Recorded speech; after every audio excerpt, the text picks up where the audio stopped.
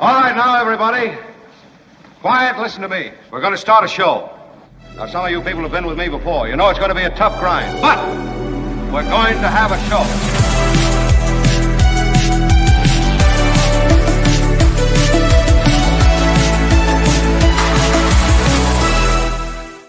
Oh, the magical Friday recorded audience. My favorite audience. Great to have everybody on board. It's our Friday show. We'll look back at the week, and there's some stuff going on today. Of course, America in something of a crisis, a fiscal crisis. It would seem a governmental crisis as well. We'll get to that. It's not all crisis today, though. Kim is here. And Kim, Albert, thank you. Also, Albert. Kim, how are you? We had a conversation before the show. She seems... I don't know. She seems like she's kind of picked up her game a little bit. I don't know what's going on. Like maybe she's realizing that she needs the job. But she's, I'm very impressed. I guess that's, you know. Never been anything like this. Yeah, Albert definitely hasn't been anything like it. I will say that Albert is doing his... He's on fire today. He is doing, he also above the rim, as we like to say. Yeah. Maybe and the Niners won. The Niners won. Buoyed by the Niners win. And what a win it was. Got to admit, Commish, looked like the Niners are giving it away. I know we got a lot of L.A. Rams fans and L.A. listeners and viewers. I mean, it was yours to win several times in that game. When you got the ball on the 3-yard line and all you have to do is put it across, that fumble was key. But then the Niners, in, I felt, classic fashion, I'll let the commish take over with the narrative, but you know, so they get the ball, but it's at their own 3-yard line or whatever it was, 2-yard line. What do they call, commish? They called, I mean, they called no play that would move the ball down the field at all and get just one first down. You know, 10 yards would get you the game. You could ice it right then, right? I know, but at that point, we were playing with some backups. We're down to our third, fourth options on both offense and defense. I think it was a little conservative, but you know what? That's why you trust your defense. So I'll keep it at that. Look, it worked out. So what can the defense played incredibly well. Jeez, Kim, did you watch any of the game? I was listening to the new Taylor Swift album while you were watching the game. Kim, However, I will say that I saw an article about how the two broadcasters kept messing up. I just put it in there. Yeah, Al Michaels and Kirk, is it Herbstreit? Herbstreit, yeah. Yeah, Herbstreit. They apparently had a pretty rough broadcast. And, you know, when I see somebody has a rough broadcast, immediately I click because I want to say, well, how bad did it get? Wow. But they apparently had some pretty big mistakes. And wow, Kim is right. It's reported by it was wrong, SF it was Gate. stupid, and I'm trying to be a better person. There's no question, they say, that Al Michaels is a broadcasting legend. Kirk Herbstreit is considered a top college football analyst. Apparently having a rough time calling the Niners-Rams game last night. Several notable mistakes, as Kim has mentioned, in the first half. Started on the Niners' opening drive, they say, when right tackle Colton McKivitz was called for a holding penalty. Herbstreit called him Connor McKivitz. Oops.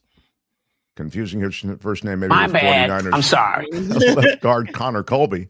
Yeah, whatever his name is, you know. On the next drive, 49ers quarterback Mac Jones, who is my new Jesus, completed a pass to DeMarcus Robinson for a first down to the Niners' 26, but there was a penalty flag in the backfield. Michael saw Jones get hit as he threw and said, this one is coming back. But the ruling was actually a roughing the passer penalty for helmet-to-helmet contact to the quarterback, which is about as automatic a penalty as possible. So you see, the play wouldn't come back. It would actually, it's a penalty against the defense. Right, Kamish? Yes. And so Michaels then seemed to forget about any roughing the passer penalty applied to the end of the play, questioning he actually questioned why the Niners were up to their own 41-yard line. We can actually play this stuff for you, but if we do, we will be demonetized, which is why you're having to listen to my... They had a rough one, and it goes on and on. Like, they kept making these kind of silly mistakes throughout the broadcast, and these guys have been doing this forever. Yeah, I mean, Al Michaels is a Hall of Fame broadcaster. Yeah. I'll tell you something, and maybe this is just because I got to do 2 hours a day, and I've been doing hours and hours of talking on radio and television, and so maybe I'm sympathetic to these guys. You do make mistakes. You do. It just does happen, and you kind of it's not directed to one team or another. I don't think in general. These guys are really good at prep. I actually, when I listen to the game, I go, man, these guys know a lot about everybody. Yeah. They'll bring in some third-string guy, commish, and I'll think, I don't know anything about this guy. Then Al Michaels go, oh, yeah, they loved him out of college, but he's been riding the bench for a while. And I'm like, wow. I mean, that's just good. And I mean, I'm assuming maybe on some level, Kim, that they're handing them that information also, but still they integrate it so well. Anyway, my point is I'm pretty charitable about mistakes. Look, I don't make them. I'm pretty perfect, but I know that. Do you know who I am? I'm not. I'm kind of a big deal. I don't expect everybody else to live up to the Mark Thompson standard. Yeah. They didn't. I am rocking the Peacefully Resist t-shirt. We can get it to you in time for No King's Day. And I'm also rocking the Peacefully Resist mug with my Coachella Valley coffee. And I might say that you can get all of these wonderful Born to Peacefully Protest. Peacefully Resist is also just a simple 2 words that appear there on the mug. On the backside is the Mark Thompson Show logo and the complete line of stuff that does have some make love, not fascism. There's a cup and t-shirt with that. Project 1984 and a half. I love that mug. I just ordered the mug and another t-shirt since I seem to have misplaced the last one. I love all these designs. Courtney did them, and she's been really great, and she writes back to everybody who orders merch, which is really kind of a cool thing. So getmarkmerch.com is where you get it. Getmarkmerch.com. I encourage you to grab something to, if you want, just rock the show. But if you want something that maybe has more of a political message, if that's your jam, we've got that as well. So speaking of peacefully protesting, though, I saw there was a protest in my town. Yeah. And it went on for blocks and blocks. They had people strategically placed with, oh, here it is. Yeah, with the signs. And the signs were clever. Signs of fascism, it says, erasing and faking. I'm telling you, a lot of people listen on podcasts. They don't actually watch. So just kind of. Yeah. Oppression of LGBTQ people, that one said. Illegally detaining without due process. So that's, and these people are all placed, maybe, what would you say, 50 feet from each other? Mm-hmm. And it goes on for blocks and blocks. Appointing incompetent loyalists. I didn't catch what that one said. All the things that, and very egregious things that stand out in the Trump administration. Putting the military in U.S. history is rewriting, in U.S. cities, rewriting history, fear-mongering. It goes on and on and on. And this is a pretty busy stretch of roadway. And it keeps going all the way to the Petaluma Public Library. What a great protest. That's really neat. Yeah. Pardoning loyalists is another one. Our grandparents fought fascism, will you? And they're all dressed in black, and they all have their faces covered. Yep. And they just are standing there quietly with those signs. It is kind of chilling. And you're right. Petaluma, it's a great small town protest going on in Petaluma. When do you take a shift out there, Kim? I need to sign up. I didn't know there was a community clipboard where you could sign up to hold a sign, but I'll get out there and hold a sign. There you go. I love it. I love it. Mark don't care about the remarkable, says Richard Delamater. That's because I left his tie-dye in the kitchen. I have to go back to the kitchen. What was I supposed to remind you? I was supposed to remind you about something, and I forgot now. Yeah, exactly. I mean, you don't understand. They do this to me all the time. Sorry, I don't know Richard. what the hell they do it for. I'm sorry, Richard. It's not always that I don't care. It's that there's a lot of stuff going on. And Kim is supposed to remind me. That's what I ask her to do. Yeah. I've got another dying cat. Oh, I've got I mean, life. There's a lot of stuff going on, and nobody even commented. I got my hair. It looks good. I just got it darkened yesterday. The glam team came in, and I'm doing it because I'm emceeing an event tomorrow night. Oh, that's nice. So I had to get the hair artificially darkened.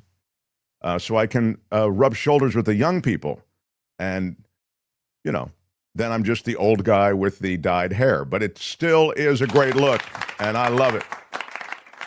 Well, we're important too, he says, Richard. Wow, man, it's like having another kid. I will, before the end of the show, Albert, remind me, and I'll play a long sweeper or something, and I'll go get the Richard Delamater tie-dye. I do want people to see it'd be fun for the second hour, maybe. Yeah, exactly. All right. Now, what am I doing? Richard Delamater has thrown me off my game, Albert. It's it's troubling. It's troubling. The audience is supposed to help me, so lift me up, to buoy me, and in the end, they talk. I do have one other sports thing. Sir. I have one sports thing. The sports thing is this, Commish, and this you don't have to know anything about sports to kind of appreciate what I'm saying. There is a celebration that seems to follow like a wild card baseball victory. You're not even, the kind of celebration that would accompany a World Series victory with champagne and a locker room and all this stuff. And they've got plastic up everywhere, and they've got the champagne bottles, and they're spraying them everywhere. You expect that. Super Bowl win, a Daytona World 500 Series. Win. Yeah, you win the World Series of baseball. Right. You expect that. I'll even give you the pennant win. Okay, the 2 pennant winners, they go to the World Series. But this isn't that. It's you won a wild card series. Now you're in the pennant race that way. Am I right, Al? You can tell me, Commish. But the celebration is as though, you're world champions. Do you agree with me on this, Commish, or am I being a little bit of a I totally agree. And baseball is the worst at this. Baseball, they will celebrate everything. At the end of the regular season, if you clinch the playoffs, they'll even pop the champagne. Yeah. So what's wrong?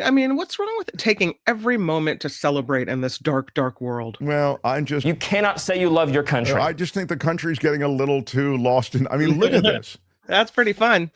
Come on. This is crazy. I think that's pretty nice. I say you got to save it. Your journey isn't over. No, at all. You just barely got in. You were a wild card team. You didn't even win your division. We're in better shape, but I don't think we're in wildly better shape. I don't know. I just thought it was a little bit much. It's that moment where... All right. I've told you, it's never easy being in this business. The Mark Thompson Show. What's that, Kim? I had my own sports story to tell you. Oh, well, we can't undo that. We can't undo that sounder, so we'll just get right into. All right, Trump. No. Tell me a sports story. Oh, I was just going to tell you that Taylor Swift has a new album that she dropped last night. and I would ask what it has to do with sports. Well, she's dating a pretty famous football player. And dating, or are they getting married? Engaged and fianced, yeah. And in one of the songs, she dedicates the whole song to writing about his package. And by package, I mean boy parts. Yeah. Mm-hmm. Wow. It's pretty racy for Taylor Swift. Wow. I've never seen anything like it. Wow. With your iron rod. Affectionately titled Wood. Yeah. Oh my God. What? You sure it's about the package? Albert. It might be something forestry or with nature. One of the lines is about New Heights manhood. So, Oh, man. Oh, my God. Oh, wow. Yeah. I think that's a little much. I was surprised. The image is hideous. Fantastic. It's a good song. Just be prepared for that one. I think there's a hint of desperation. I really do. No, I think she's got it going on. No, she doesn't. I she's guess. Not desperate. I don't know, man. There's something weird going on when you're, I don't know. When you love it, you have to sing about it. Do you? All right. Yeah, from the treetops. I guess times are different now. Yeah. We were singing about peace and love back when I was listening. Now you kids are all about singing about genitals. I don't. Wow. No, and this isn't the first. I'm saying it's not right. You got the whole P. You got the whole P. Come on, You make it sound so much less fun when you put it like that. Well, just saying. The fun's over. All right. All right. Thank you for all of those updates. And now we get going. The Mark Thompson Show.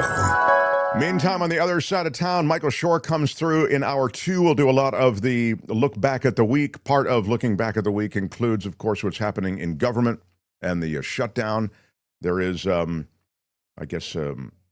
remarks of the GOP and of the White House of Donald Trump.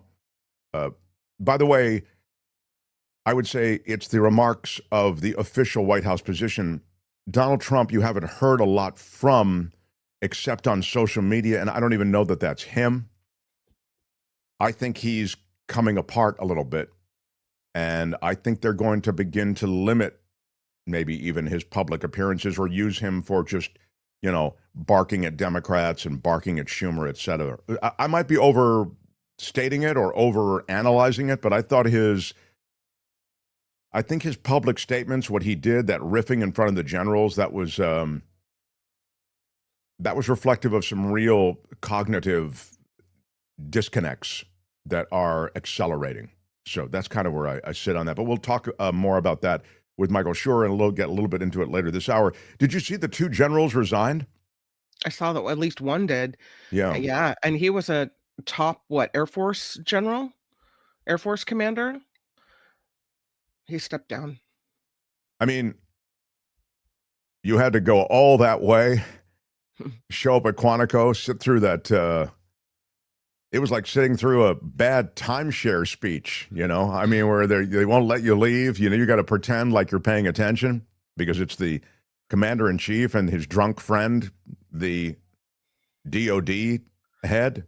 Yeah. And then you resign. Like, it's too bad you would have been better to resign maybe before you had to sit through that. Well, I don't know. I mean, during the meeting, Hegseth said, listen, if anybody disagrees, you got to go. Right. And he probably took that seriously and thought, you know what?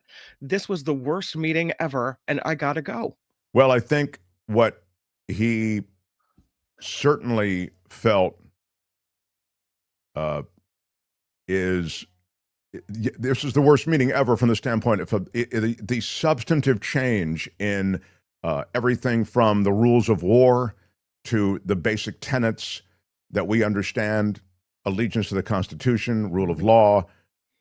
These seem to be endangered, and now this agency and this country is being headed by people who don't reflect the values that I have, and for that reason, I'm resigning. Now, I just read a whole lot into a resignation that there's no evidence that he said anything along the lines of what I just said, but for you to give up a distinguished military career as a general, I think that there had to be a level of disgust in there somewhere. It's a top Air Force commander, General Thomas Bussiere, and he said it was for personal and family reasons. Okay. Done. Yeah. Yeah, my family's telling me that if I hate it so much, I should resign, and that's kind of what he did. But he resigned just hours after Hegseth said, if you disagree, get out. Yeah. I mean, if it was just for family, I would suggest respectfully, sir, if it was just for family reasons, you might wait some kind of reasonable, polite period so it doesn't look like you are resigning in protest or disgust. So I would, but I get that he didn't want to, sort of flip anybody the bird on the way out. Yeah. So, all right, Albert, I want to... The Mark Thompson Show. I want to get into some news about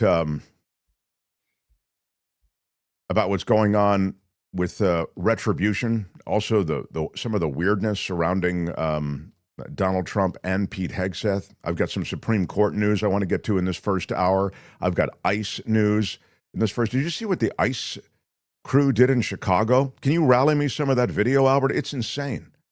These ICE agents show up in like Black Hawk helicopters and rappel down. This is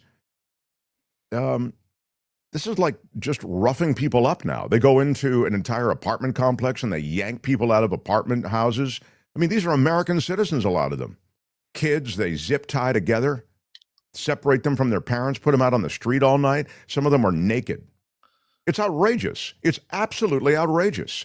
This is not America. Who are these people? How can you countenance this in any way? It's disgusting. It's an absolute muscular flex. It's the only thing these guys do is troll their own country. And then the other move that the Pentagon has is, blowing up fishing boats off the coast of Venezuela. Yeah, we did another one, apparently. Yeah, and they're bragging about it. This is last night. Oh, man. Was it last night or 2 nights ago in Chicago? Look at this. Smoke grenades, for those who are just listening and can't see. ICE agents flood the streets. A lot of them choppered in. This is all in an apartment complex in Chicago. The streets filled with smoke now, tear gas. The ICE agents are wearing these gas masks. It's all just a show of force. It's awful. This is what America is. And of course, a gaggle of media people around all of these law enforcement officers that come from disparate agencies as well. It's not all ICE. There are a lot of ATF agents there. You can, and I've mentioned this to you before. I mentioned it a long time ago when we first started with this ridiculousness. I mean, this brutal, horrible ridiculousness. I said that they're bringing in non-military, but law enforcement that they have control over. So ATF and even FBI, you can bring in, and you have more control over them as chief executive and from the executive branch than you could, let's say, the military, which you can't bring in. You can't bring in the U.S. military by law to America's cities unless martial law is declared or et cetera. We've over this and through that dance. So the National Guard is one thing, but even that should be done through various legal steps. But put that aside for the moment. The reason you see ATF and you see DEA, as I've mentioned to you before, is because you have control over them, and they don't have to answer to the same laws that the military does. So that's why you're seeing so many of these different kinds of uniforms and, all of them showing up in the streets right outside of Chicago apartment complexes. I just think it's embarrassing. It's horrifying. It's despicable. It's grotesque. It is not America. This is, it's the idea that you can just kick doors in an apartment complex and just pull people out. I mean, what is that? Is that reasonable suspicion? Probable cause? Probable cause how? These people are sleeping in their effing apartments. I guess one guy double bolted his door shut and they couldn't get in. He's the only guy in that entire apartment complex. They just kind of left him in there. I was reading that a couple of U.S. citizens were also swept up in this, and they spent a couple of hours with zip ties around their wrists. Yeah, it was more than just a couple. That's exactly, Kim is exactly right. They swept up these people who are American citizens. I mean, it's brutal what's going on. And you can see, and this brutality, some of it is being documented by those with cameras. They released almost all the people they dragged out, says de Hagwell. So then what was the point of that whole mess? And you talk about, chaos in the streets and things looking like a war zone. It looked pretty peaceful until they arrived. Right, exactly my point. I mean, they're going in just to rough people up, just to make a point. It's a flex. I know I use that word a lot, but that's why I use it a lot, because I feel that's what this is. Look at this. They destroy property. They bust open doors. It's awful. It's absolutely awful. And that this could be allowed. Thank you. Disgusting that SCOTUS is totally okay with this, Mo Flo said. The point is to intimidate, says Penny. Exactly. Penny is exactly right. Mm-hmm. The idea is to rough up people, to come in hot, and to scare people. Who in the world would visit the U.S. now? I mean, the U.S. certainly is not reflecting the kind of values that we associate with living in the United States, the kinds of freedoms that we associate with living in the United States. What a total waste of money, too. Yeah, so much for the whatever. Yeah, that's exactly right. So much for the fraud and abuse narrative. Yeah, CBD. Well, we know the fraud and abuse narrative, even when Doge was going with it, was just that. It was a narrative. They were just getting rid of people, right? Firing people without regard to fraud and abuse. But that was the thing. Well, you're against fraud and abuse? You're against getting rid of fraud and abuse? I mean, as a Democrat, I can't believe you'd say that. Of course, you waste money. You guys aren't for getting rid of fraud and abuse. You are bleeding money out. And then you pull off this crap. It's all performative theatrical stuff, but Americans, real Americans, or those who have legal status in America, are the props in this theatrical crap.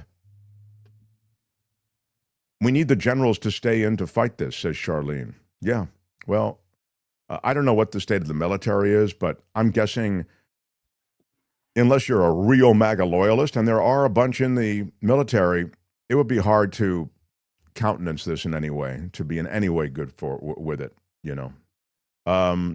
Theater for right-wing media, says CC Ryder, to justify takeover of the country. Lies, lies, propaganda, lies. Yeah. You know, even those who had a problem with immigration can't be okay with this. Just can't be okay with this. I mean, I can't imagine that you're okay with it.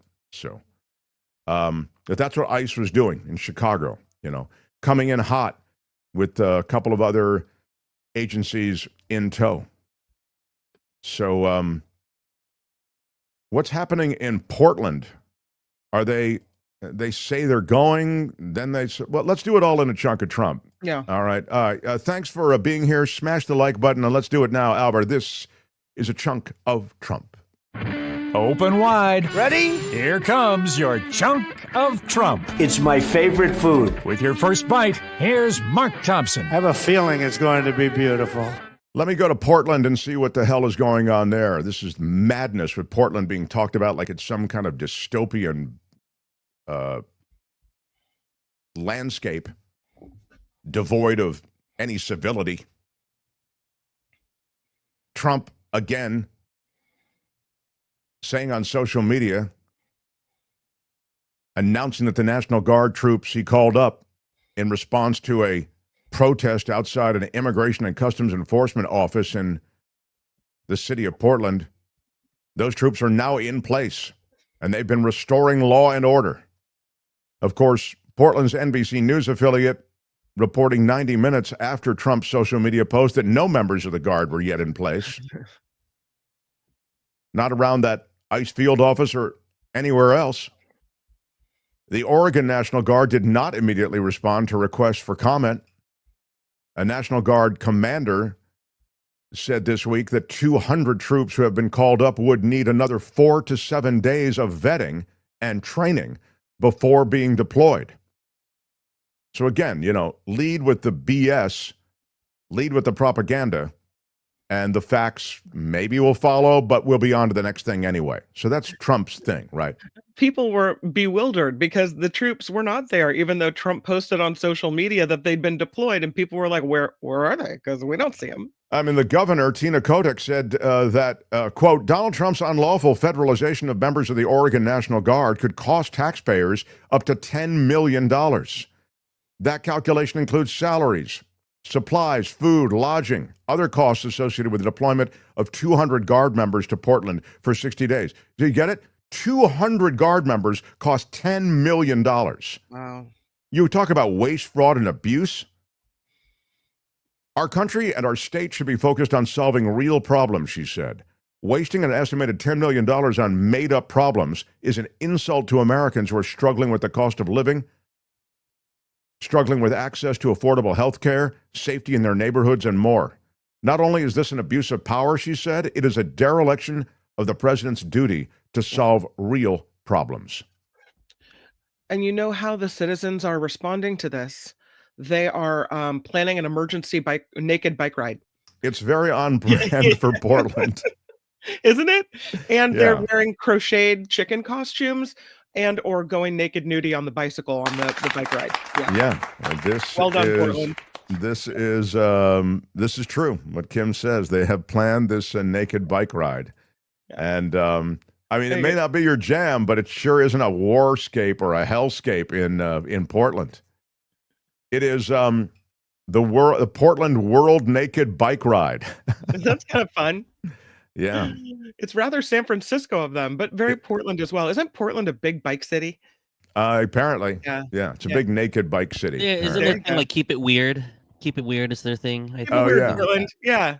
Did you ever see the show Portlandia, the series? It's pretty funny. I didn't watch regularly, but with those episodes I saw, oh man, I see it. It really is kind of funny. So, Of course, the thing that this administration does, the Trump administration does so well, is they abuse and go after enemies and those who are perceived enemies. And of course, retribution is their thing. And this one's a weird one. The U.S. archivist who wouldn't let Trump give the Eisenhower sword to King Charles. Instead, when Trump visited King Charles, he gave him a replica sword on the recent state visit. That archivist, and again, you understand, the sword was a gift, and it was a gift from the British government to Eisenhower. And rather than, and I guess Trump wanted to give that gift to King Charles, but the library and the museum of Dwight D. Eisenhower, which is in his home in Kansas, it's part of the National Archives and Records Administration, I guess, that it administers to it. They said, we have this as a symbol of a U.S.-UK relationship and a collaboration during the Second World War. I mean, this is not like just a token given at any time as an exchange between two world leaders. This memorializes a period in American history. Well, again, I'll remind you that, Eisenhower was a general. He led Allied forces. I mean, these are, he wasn't just president of the United States. Anyway, they're angry in the White House. Trump is angry, doesn't like to be told no, and they do what they do. They got rid of the guy. Now, they aren't saying we're getting rid of him because of this. Maybe it's a coincidence that he's leaving right at this time, but a week after he says no to the sword, he's out. He said, I'm very sad and upset and frankly devastated, and I've tried to reach out to higher ups in the National Archives to basically say I will do whatever it takes to reverse this. I mean, the poor guy is, this is what we talk about a lot on this show, which is these are our career public servants often, and they're really trying to serve a greater goal. They're trying to preserve a piece of history. If you go to any of these places, they can walk you through history. All of those who are docents and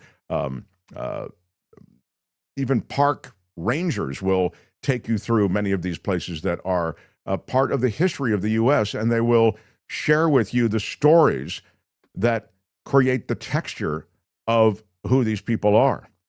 But what we end up with is Donald Trump insisting he wants to give the sword to King Charles. They say, well, we'll give you a replica of the sword. That's not good enough. So he gets the guy who runs the place fired. Meanwhile, European leaders are caught laughing over Trump's basic confusion. This is kind of wild. Trump, helped broker the end to the 40 years of fighting between Armenia and Azerbaijan and was claiming credit for it. And one of the 7 wars that he's solved. Yeah, exactly. Yeah. So, and he, in talking about the wars, doesn't even have the country straight. He said Albania, Armenia, Azerbaijan, Armenia. I mean, he's got... what did he say? Didn't he had I thought he even made up a country. It was supposed to be Armenia, but he said Albania and got the countries mixed up and confused. And this is, did he say Azerbaijan and Albania? Yeah. Anyway, yeah. Here's the video. You can see for yourself. This is just stills. Laughing. Oh, it's just stills. I thought we had the video. No, I'll grab the video. This is the picture of the European leaders laughing at Trump. We are now the laughing stock of the world because the guy we have put in charge is such an idiot that he has no idea the correct names of countries. And this is someone. Kim's right. For those who are just listening, the all of these people, everybody from. I mean, it's funny, except that they're mocking America. What's his name? The president, Macron. Everybody from Macron all the way over to, they're all laughing. And they're not just laughing in a moment. They're laughing at Trump. So Albert has the video. Yeah. And Yeah, you can see you, and you worked very hard. He worked very hard. They're mocking what Trump was saying. Oh, how embarrassing. At the European political community, put it back up there, Howard. Let me just see it, and I can try to read it. I'm just trying to. French President Macron has been seen laughing as the leaders of Albania and Azerbaijan mock the U.S. president for claiming to have ended wars involving their countries. As the European political community meeting in Copenhagen, Macron was seen chatting with Azerbaijan's president, Ilham Aliyev. You should make an apology, Aliyev joked to Macron, referencing Trump's repeated confusion of Armenia and Albania when discussing the long-held animosity between Armenia and Azerbaijan. And there is the video. And it's total mockery and derision. And it's tough to imagine that these world leaders can't take someone like Trump, who's not a serious guy anyway, and who just serves up the BS. Sadly, it's really consequential BS. Serves it up almost every hour. So, more boat strikes off Venezuelan's coast. 4 people are dead. The U.S. is to blame. They are U.S. strikes, and the defense secretary is peacocking about it.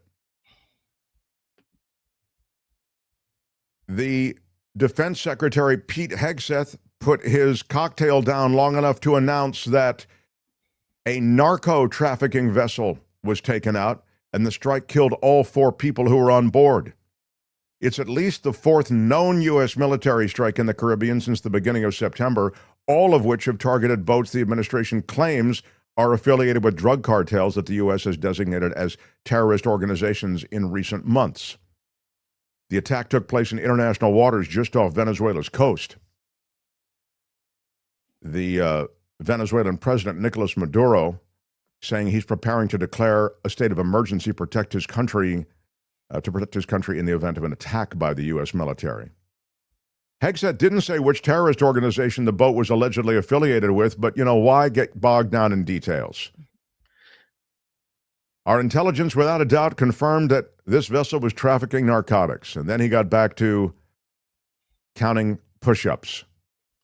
The administration has previously argued that other boats it has struck were also headed to the U.S., necessitating military action. But I'll remind you, at least one boat that was struck by the U.S. military last month had turned around before it was hit.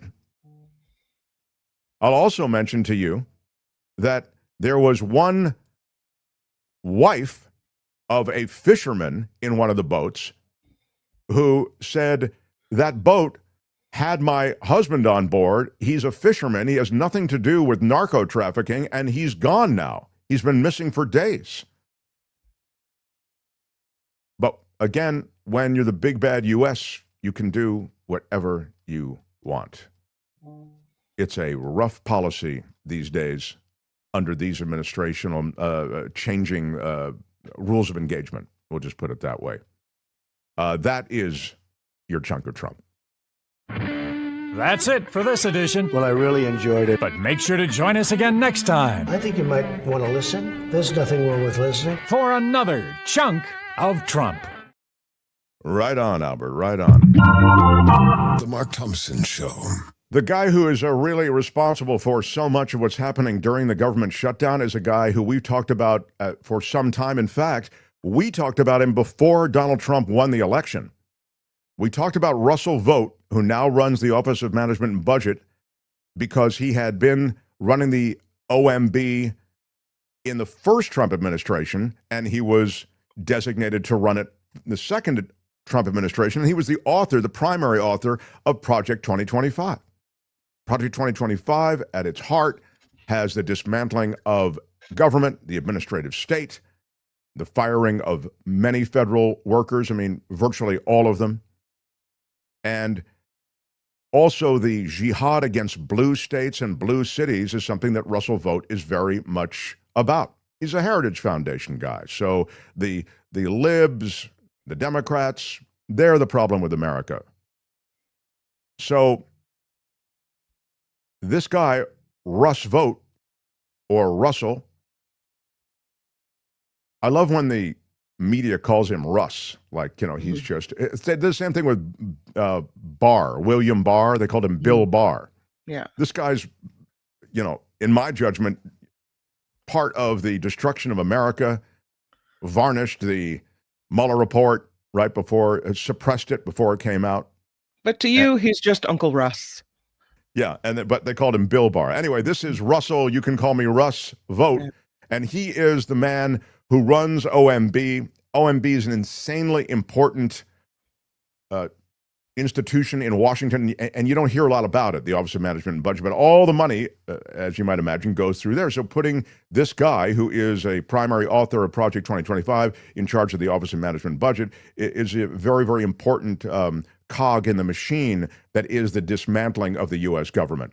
So, again, his dream with the notion that Project 2025 now really has control over the Trump administration is to get rid of a lot of government employees and get rid of a lot of government programs that he's got issues with. In fact, it was said by Mike Lee, the Republican from Utah, that Russell Vought relishes the government shutdown that just started. And he's been dreaming about this moment, preparing this moment. Literally, this is a quote, preparing this moment since puberty. In the lead up to the shutdown that began this week, Republicans and Trump administration officials have been portraying Vought as an unstoppable boogeyman who is ready to slash government relentlessly if the shutdown gives him a chance. But it's far from clear if the GOP really has the will to enact the large cuts that they are trying to pursue, and that would be the will of Russell Vought. He is the guy who's like, fire, shutdown, fire all the federal workers. What a great thing to do. And let's use this as a great reason to take away all the money, federal monies from blue states. This is going to be great.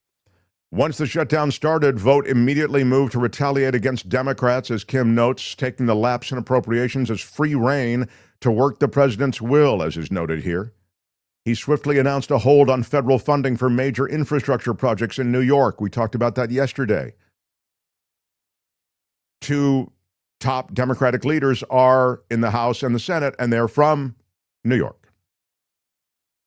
Then he followed up with the cancellation of green energy projects in several Democrat-led states. He has a plan, and that plan is going to succeed in empowering and further empowering Trump, said Mike Lee, who was talking about the Russell Vought plan that he's been excited about since he's been a teenager, apparently. This is going to be the Democrats' worst nightmare. It's of their own making, he said. Well, I'm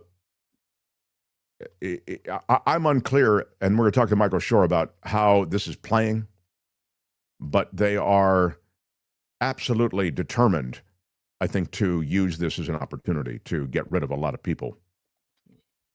Vought is not handling the shutdown the way his predecessors did. No previous administration ever threatened to fire federal workers as Vought has. They've typically furloughed people without pay, brought them back when the government reopens, but Vought has said he does not want to fire people per se. He wants to make them unhappy. Remember, he wants to make them unwilling to come to work, hate coming to work. It's a lot cheaper if they quit than if they have to pay unemployment. The one criticism about Russell Vought is that he's not politically jamming with the president. He's not harmonizing with Trump. He doesn't read the room. He's such a jihadist that it might politically be costing the president and MAGA something. They need to be really careful with this because they can create a toxic environment here, said Republican Tom Tillis. So hopefully they're working with the leader and the leader with them on not creating more work to get us out of this. Vought has never been shy about his dreams of dismantling the government and turning it into a bare-boned operational shell of itself. He was a key architect of Project 2025, the Heritage Foundation's conservative policy blueprint for Trump's second term in office. And they call for cutting up to 1 million federal jobs and eliminating or privatizing various federal agencies. Again, we talk about that and have talked about it at great length. So the view from here is that Vought has utter disdain for federal employees. It's clear in everything he does. He wants these bureaucracies not only trimmed, he wants them gutted. He wants to put them in trauma, said one person. And he's been very pleased with the success of clawing back $9 billion worth of federal money. Remember that that was the rescissions plan that the Trump administration launched successfully to appropriate previously appropriated spending. So this is the president's hatchet man. He's doing the heavy lifting when it comes to getting rid of all of the government that the Republicans feel is an encumbrance, doesn't work well, should be privatized. A lot of this is privatization. We talk about that on the show all the time. That's really the long strategy. The blueprint is everything the government does, the private sector can do, and the private sector will do it better for you, and they are real business people that run efficiently. Of course, I ask you to look at the private sector. You tell me, do they do things better? I mean, have you tried to get a hold of your cable company? Have you tried to get a hold of anybody? Don't you end up in some kind of like chat bot nightmare? That is the privatization that they're talking about. When your check doesn't come through Social Security, Medicare, whatever it is, yeah, private industry, and you're allowing mergers like crazy in private industry. So it'll be 3 companies running everything. Do you think the private insurance world of medical insurance runs well? Are you happy with that? Are you happy with your medical insurance? I don't care what your medical insurance is. You're not happy with it. But if you have any issue about something that they won't pay, some scan, some treatment that you want, some pharmaceutical that they don't cover much of, who are you going to complain to? There are only 4 other insurance companies, and they won't sign you up.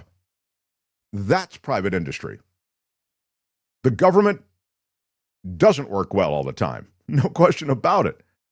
But the idea that you turn everything over to private industry, sorry, that's a mug's game. Americans aren't buying the blame game when it comes to shutting down the government. Results of a new survey. This is a Washington Post survey. It's just over 1,000 Americans, 47% saying that Trump and the Republican-led Congress are most responsible for this political standoff. 30% say respondents, what is that beeping? Is that whose beeping is that? Is that me? I don't hear the beeping. It's coming from you. It is? Albert, please tell that Kim is it's not coming. from me. I am not live, so it's I think Kim's muted for now. Yeah, Kim's muted and now the beeping stopped. So I mean, I don't know why I have to. I blame you. Okay, I think it was the garbage truck outside. You know how they beep when they back up? Is that what you heard? Yeah. Yeah. Oh. Sorry. It's garbage day in Petaluma. What do you want to say? My bad. I'm sorry. Okay. All right. Yeah. So when you hear that extraneous sound, Kim, if you could in the future just mute myself. Be proactive. I don't have to stop the show down. That Taking way. out America's trash over here, you know? All right. Okay. Americans aren't buying Trump's government shutdown blame game. You know, Republicans blaming Democrats. New Washington Post survey. They surveyed a little over 1,000 people. 47% saying Trump and the Republican-led Congress are most responsible for this political standoff. 30% blame Democrats. 23% say, hey, I'm not sure. Broken down along party lines, the data shows a significant gap between both parties' beliefs. 67% of GOP-aligned voters say their rival party was at fault, meaning the Democrats. 87% of Democrats saying that Trump and the Republicans are responsible. Self-identified independents, you know all those independents, there are more and more of them every hour, overwhelmingly blaming Trump and Republicans. 50% to 22%. 50% blaming Republicans, 22% Democrats. Asked about Democrats' central reason for voting against the stopgap budget bill, 71% of the total respondents agreed that federal health insurance subsidies should be extended. 71% said that. Only 29% said that they should expire at the end of 2025 as planned. There are a lot of shady tactics trying to convince voters that Democratic legislators are responsible for the shutdown. But of course, I mean, the idea somehow that the Medicare cuts that are already on the books, the Medicare cuts that are part of this package that they vote for, the extension of ACA, which is not on the books, not part of the package right now. These are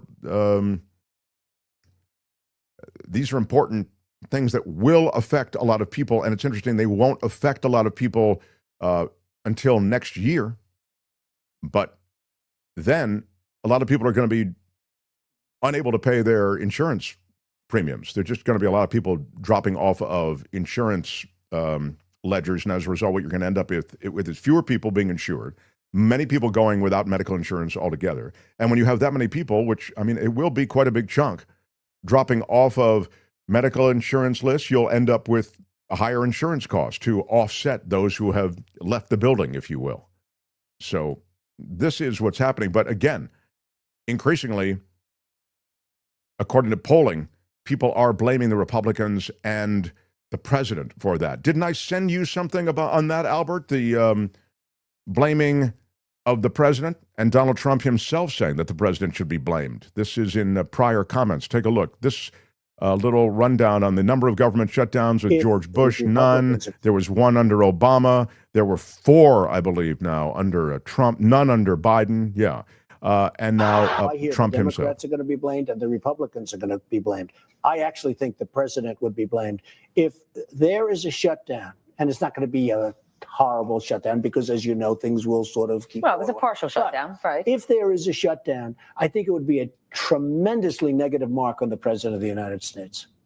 He's the one that has to get people together. So that was a series of remarks he made in 2013. Now there's more. I mean, he was all along the way when he was out of office claiming that the president's responsibility is to get people together and keep the government open. Now it's a different deal. And he even talked openly about cutting programs that are Democrat, as he calls it, led programs, Democrat targeted programs, Democrat valued programs. Can I get to, all I'd say on this is right now, we'll talk more about this in Michael Shure. I don't see that both sides are getting together on this, but somebody's going to have to blink. I don't know. I think just looking at things from like a jetliner view, it seems as though Republicans may be showing some cracks in their solidarity, and they may extend ACA insurance coverage. We'll see. I mean, Obamacare is popular. So, again, it's odd line that the GOP is taking. I get it that they're feeding red meat to their base and all this sort of thing, but the reality is that the programs they're getting rid of and they're cutting are popular programs. So the virtue they have, or the one I think part of their strategy that works is a lot of the pain isn't going to be felt for a little while by much of their constituency. But what they're doing is definitely unpopular based on all polling. Did you see that Trump has this new program called Trump RX, speaking of medicine, to get your prescriptions through? And it's so funny because I could just see him, wanting his name on it. They have Obamacare. Let's make it Trump RX. This is the program with Pfizer. Yeah. Yeah. The one thing that everyone agrees on is that prescription drug prices are too high in America. We pay higher prices than anywhere in the world. So you can make some hay, I think, political hay on that. Biden did it with his big infrastructure package that actually, it wasn't enough for me. Only 10 different pharmaceuticals and drugs are covered, and it would allow the government to negotiate those prices down. And I'll remind you, the GOP argued against that. So I don't know how, this will play. Again, Pfizer is just one pharmaceutical company, but I think you're right. Trump is trying to get his place at the table and at least have a talking point, and so he has that. I see. Let me just take a quick look at this. I see this in the chat. Richard Delamater angry at me, dude. I made a beautiful art just for you, and now you're treating me like a petulant child. What? This is why we can't have nice things. Hardly Strictly Festival starts today in San Francisco. Oh, that's a great festival. Yeah, See you there. Yeah, that's a great festival. Yeah. No, I said we're going to play a long sweeper and go get it. What are you talking about? Why are you being that way? Richard, go to your room. I'm going to bring out the thing that you sent me. And I said, thank you. And I'm sorry. And I said, I'm sorry. I left it in the other room. I said, I'm going to play a sweeper and go get it. Oh, Man. my goodness. Yeah. God, on a Friday. I just have to, from now on, I think I'm going to stop working on Friday. I just can't do it, Albert. I just can't do it. I'm so tired. And then, I got Richard Delamater jumping on me. I don't know why. I mean, the show's not over. Richard, give it a chance. Luis with a $5 super chat. DT is an idiot, he says, with serious cognitive impairment and a personality disorder. Wow. He would be a huge underdog on Are You Smarter Than a Fifth Grader? Yeah, he's not. He never was. He would be a huge underdog on Are You Smarter Than a Fifth Grader at his peak, on his best day, as a 25-year-old. Candace Worthman with a $10 super. Thank you, Candace, for jerking me out of my my melees. Appreciate that. Really appreciate that, Candace. And you are an OG, so thank you. I've done a very painful timeshare speech, says Debbie. And this is a great analogy. I'm sorry. This is a great analogy, Mark. Watching that speech. Sorry, sometimes it's hard for me to see the screen. And this is a great analogy, Mark. Watching that speech was just as you say, super painful. Yeah, it was just. And you just thought about those generals, and admirals. These are people who've been trained all their lives and have actually done distinguished service and have been in theaters of battle. And they have to listen to these rank amateurs tell them about push-ups and about how we can use some of these blue cities as training grounds. It was offensive. Not to mention, he's just a meandering dude. Trump was just a meandering mess up there. It's one of those things where I came here for this. Cash Out Kev for the $5 super chat says, Mark Thompson, best damn show, must listen to it every day. Yay. Wow. I need a little more Cash Out Kev in my life. That's right. We appreciate everything you do, too. Keep fighting the good fight, please. Thank you, Cash Out Kev. Big shout out. Big shout out. I need you. Thanks, in my Cash life. Out, Kev. Appreciate Cash Out Kev. Thank you for the buck, too, for the super sticker. Good stuff. West Theory, Taylor Swift's new album is out. I think we should all become Chiefs fans immediately. Yes. Yes. Just look for the big erect sign out front of a Chiefs stadium. Harry Magnum with a $10 super chat. Happy Friday. Welcome to Mark's Madness, the best show on earth, where the Thompson troubadour keeps us on the right track and Kim's kindness calms frazzled nerves. Wow, you really worked on that. It was poetic. Yeah, Thank you, Harry. Well, we got a little something that was really quite special. That was really good. All right. It is a Friday Fabulous Florida the next hour. Michael Shure in the next hour. Next, in fact. And if you would smash the like button in the meantime, if you're here, thank you. Smash Our Friday with show your iron rod features the it's the analysis of a guy who is such a political maven. That's Michael Shure. We'll have that for you in just minutes. Helping us with the smash with your iron rod is something you can do. It costs you nothing. I know you're saying, how can I get a Peacefully Resist t-shirt just like Mark has? It's part of our Get Mark merch line. And you can get not only this shirt, but a bunch of other shirts that also have things that you may want to rock for No King's Day. And of course, then there's our regular stuff. Born to Peacefully Protest, that is the mug. And then I'm also drinking out of this Peacefully Resist mug that you see on your screen. And there are t-shirts, mugs, Make Love, Not Fascism. No King's Day is October 18th, and you can get all this stuff in time for No King's Day, I think. But you'll have to jump on it soon.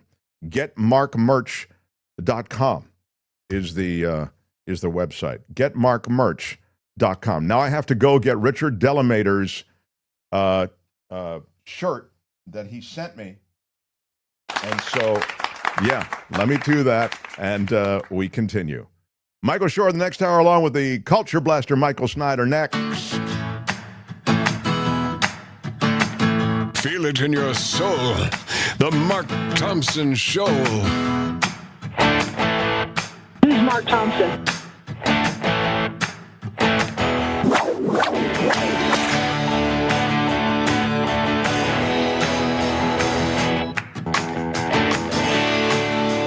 Smash it with your iron rod. There's a reason that this place is fun. I'm not gonna cry! I'm not gonna cry! Have you ever been a member of the Chinese Communist Party? Morning. You cannot say you love your country. There's always been, in this country, 30 to 35% idiots. Where are my weed smokers at? I love it when you're angry. Can you let him finish, sir? Seriously, what the This is no summer camp. It was great. I loved it.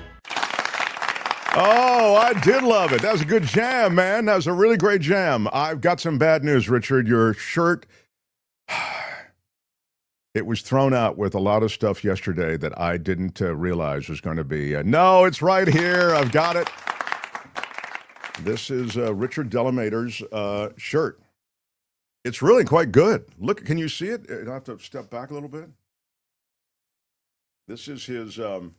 I thought it was going to be super bright, and it's very understated. No, I know. Me too. I thought it was going to be like the bright 60s colors. No, I really like this. It almost looks like a granite countertop. It's kind of cool. Yeah. It's dark like my heart. Yeah, it is. Yeah. Where are my weed smokers at? I That's love going to it. look nice on you as you hike through the canyons of Southern California. I may rock it on the show here as soon as No King's Day is over. I may rock it. But I really do. I do want to say thank you so much, and I know I give you a hard time. Thank you so much. But it's nice to have Richard, such a supporter of the show. Thank that he would, you so much. that you would go to the trouble to make a shirt like that and send it to me. I know it's a big thing. You got to box it up and all that stuff. Very, very cool, Richard. Bravo. And I'm sure Richard isn't even watching at this point now. He's probably so disillusioned. But it really is beautiful. He who knew? You know. I wonder how much liquor and pot went into creating that shirt. You know what I mean? He likes to be in that altered state. But it's coffee colored. Yeah. Speaking of coffee, quick hit of the Coachella Valley coffee. I did break down and got a mug for Michael Shure, but I have to see him. You know, I don't trust the courier service. What the hell is going on in the United States of America? I know. It's tough. All right. So without any further delay, although delaying is certainly fun, let's bring him on. So The Mark Thompson Show. This man has forgotten more about politics than most of us will ever know. He's the brilliant Michael Shure. Hello, Michael Shure. Hi, guys. Michael, first of all, congratulations. Niners were they escaped. It was really. Are we going to open with 49 seconds because it's the Niners of sports? Well, the reason I felt it was so extraordinary, an overtime win last night, and I know that's a big deal to you, so I wanted to open with it. But we can back burner it until the end of the segment. If that's what we you can prefer. open. We can also open with it, and then we don't have to worry about sports for the rest of the segment.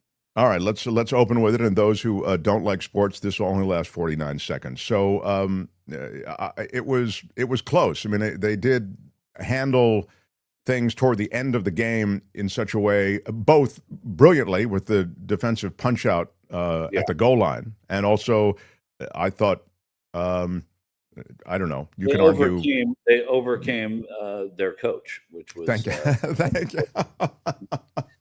important thing for them to do. You know, one of the friends with whom we text occasionally in our group chats said that Kyle Shanahan's a lot like Trump. They're going to win, and he's going to look like a genius when it was a total accident that they won, and because of his coaching, they probably shouldn't have. That said, people like him. He draws up amazing plays. He just doesn't know how to call them. So he got lucky with those three. Well, it's very funny because the Rams coach in post-game interviews was saying, I called the wrong play. So I called the wrong play. That's on me. I mean, you will not hear Shanahan say that much. You won't. I mean, they won, so he won't certainly yesterday. Like if they had lost, no, I get it. Yeah. I don't know, but he's not one. But his players like him. He does well with little. He's a conundrum as a coach. I would be happy if he were gone. I don't dislike the guy. I just find him immensely frustrating. Well, the other thing I would just say is that, I mean, he is doing a little bit with smoke and mirrors. I mean, he said Mac Jones is my guy, and he was right. And Mac Jones is impressive. Yeah. With all their interest, they brought in Mac Jones. They brought in Kendrick Bourne, who caught over 140 yards of passes last night. Would have been more without a drop, but let's dwell on the fact that he caught so many and did so well. He brought him in off the scrap heap just because he needed guys, and so this is good. But their defense really distinguished themselves. I mean, that was a real defensive stand there at the end of the game. It was all about them, It was. That's so. Yeah. And as I mentioned before, and the reason we're talking about it is Michael Shure, a huge Niners fan, has traveled across the country to see a Niners game type thing. So very, very cool. Shanahan is making Mac Jones an all-star caliber quarterback, says Chad. Yeah, that's that could be right. But he also is frustrating at calling plays down the stretch, and I point to just a couple of Super Bowls to prove that. Mark, why don't you vamp for a second, because I want to adjust my sound. Do you know how to do that? Do you know how to vamp? Could you come up with something to talk about? Most certainly I could. Let's see. In fact, I'll tell you how I'll vamp is by having another just a quick. I'd like a little. Is it okay, Albert, if I have just one more sip of Coachella Valley coffee, which is our.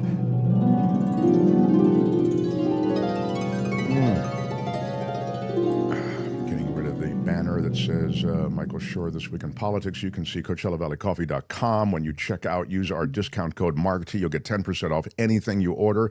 They have coffee, they have tea, they have spices. It is a curated, hand-curated, and hand-roasted coffee that you're getting. Sumatra, that sunrise blend is terrific. French roast is magnificent and rich and dark. And the chai tea is magnificent. The Moroccan is what Kim is always rocking. Ethiopian. It's just all there. And as I say, it's fresh crop. So these aren't discounted beans that you can find on the internet. They've been lying around for months. This is all fresh, and they take great pride in this product. It's the best coffee I've ever tasted. Buy it now. There are complex and detailed tasting notes and tasting profiles under everything. So check it out. CoachellaValleyCoffee.com. 10% off at checkout with our discount code MARKT. And enjoy CoachellaValleyCoffee.com. All right. The Mark Thompson Show. This man has forgotten more about politics than most of us will ever know. How about Michael Shure, everybody? Pick another intro. How about that? So what is happening with this shutdown? This, unlike others, is what I'm reading, and it does seem as though it's quacking unlike others in that, and by the way, there have been 4 under Trump administration, none under Biden, 1 under Bush, 1 under Obama. But typically, there's a scramble to try to get things reopened. There are aspects of that here, but there's also an expressed threat, and we'll see to what extent it's actually followed through upon, but to trim the federal workforce. I mean, to dump a lot of federal workers. Yeah. There is. And, this is a guy who follows up on these petty threats. Then they get undone. And then often he doesn't find the ability to do that, because when you do that, you are crippling the Congress that he is trying to, a race that he's trying to fix to win. Can you speak to that? What do you mean by that? Well, meaning that, when you lay workers off, there is a trickle down. And if you were the one that it seems is responsible for doing it, there's a trickle down in electoral politics. Now, I come from two different sides here. What the Democrats are doing is they are creating a narrative right now that allows them and their candidates and their challengers next year to run and say, look, when it came time to stand up for health care, we were there, they were not. That's the simple line. Of course, they won't do the simple line. They'll have 39 seconds worth of, word salad that confuses people. But that is the simple line. The Republicans want to make sure that that doesn't happen. So Republicans in Congress are nervous because it's their jobs on the line, not because of the jobs that would be furloughed. But they know that the trickle down of laying this many people off and shutting down basic services, and not just what happens in the Capitol, but all over the country, that has an effect on congressional voters. Now, typically, the blame for shutdowns always goes to the party in power. But typically, even though people who do my job make big hay of that, it doesn't matter, because there are very, very few voters, and I think I said this last week, who go to the ballot box on to the voting station next November and say, I am voting because the Republicans shut down the government last year. No, it's about the nuance that comes out of it, and winning the nuance is important. And I do think that the Democrats see the longer this goes and the more it is kind of heralded that they're shutting the government down, or they're part of shutting the government down to protect healthcare, that it helps Democrats. So Trump coming in and doing all this authoritarian stuff is something that the Republican rank and file in Congress are going to have a hard time wrapping their hands around. Not that they won't go along with it, but it's going to be a very bitter pill electorally for them to swallow. So in the other bitterness, which is the rancor, it's just rhetorical rancor right now between Mike Johnson and the House and Jeffries and the weird troll videos with the AI and kind of it's so you've seen a real degrading of at least the rhetoric coming out of the White House. I'm wondering if this one might last a while, I guess is what I'm getting at. Yeah, I mean, they typically, some of them last for a couple of days. I think there was a 19-day one, a 1-month one. They last until somebody breaks, until something has to happen. Now, there's a sub-story to this, which is that there's some Epstein protection going on here, because with the shutdown, the ability for the speaker, or he claims, to call a pro forma session to swear in a new member of Congress that would allow a discharge petition. I'm speaking like you know what I'm talking about, or even that I know what I'm talking about. But what this means is releasing the Epstein files and is stymied. Congress approving the release of the Epstein files is stymied by this shutdown. So there's part of selfish MAGA that is saying, let's shut the government down. We won't hear about Epstein. Well, there's also a part of MAGA that would like to see the Epstein files released. And just to put a finer point on that, you're talking about the delaying of swearing in another Democrat, and then there'd be a vote to vote on the Epstein files being released, right? Yeah, there's a special election for Raul Grijalva's seat that his daughter Laura won. That is going to happen, or Linda or Laura, somebody can tell me. She's new. I don't know. But Grijalva is her. She won her seat by 40%. Yeah, she won a special election that was not surprising that she won it. That said, she's not sworn in as a member of Congress yet because the government's shut down. The House is due to come back on October 7th. The Speaker is saying, I can't swear someone in when in the middle of a shutdown. If with Grijalva's vote, they get to 218 votes to release the Epstein files, and that's an important threshold for the Democrats and the people who want those to be released to reach, and they've reached it, but they don't reach it until she's sworn in. They can't swear her in, says the Speaker, until the government is back in action. And just to make a note, she won her election and was eligible to be sworn in while the government was still open, and he delayed over those days as well. And that was delayed. Yeah. I mean, it's clear that that's going on now. There's an actual, seemingly legitimate excuse for it. Right. Well, okay. So that's that, and you're not making a prediction as to how long this one will take? Although it sounds to me like, you're saying that range is, a few days to a month. Yeah, I think it's going to take at least another week. I think what they also want to see is, because they're pretty myopic about the way they look at things. I think they want to see some polling to see who's getting blamed for this. If the Republicans see that the Democrats are getting blamed for this, they're going to ride it out a little more. I think it's going to cause some Republicans, if it's the opposite, it's going to cause some Republicans to say, hey, maybe we need to go to the table and vote on one of these proposals, or at least agree to a continuing resolution that has been proposed before. So there are different ways to see this end. But I think just again to follow up on that, a continuing resolution would essentially fund those things that are already being funded. Correct. Yeah, it's basically kicking the can down the road, which Congress is very good at doing. Both sides are. Yeah. All right. Now to what we saw this week, an unprecedented assembly of all the top admirals and generals. They met at Quantico. We were all speculating, what is this going to be? Is this some kind of loyalty test? Is this some kind of oath they'll have to take? Is it right? It was unclear. I mean, so you had this Secretary of Defense who was, drafted off of the Fox News Channel weekend host job to run the Pentagon.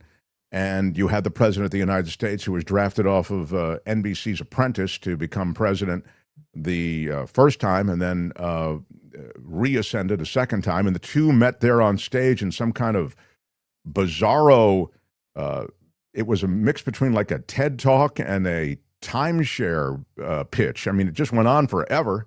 And these distinguished generals and admirals sat there and took it, while Hegseth basically said, no more Mr. Nice Guy. This army's gotten this military across the board has gotten soft.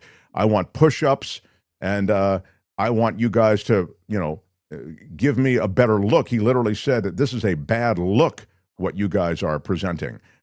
Play a little bit for Michael Shure, just to remind everyone what we saw. And then I'd like to get your thoughts on what's happening. We actually saw a general resign just today. So give Michael a look, if you would, please, Albert.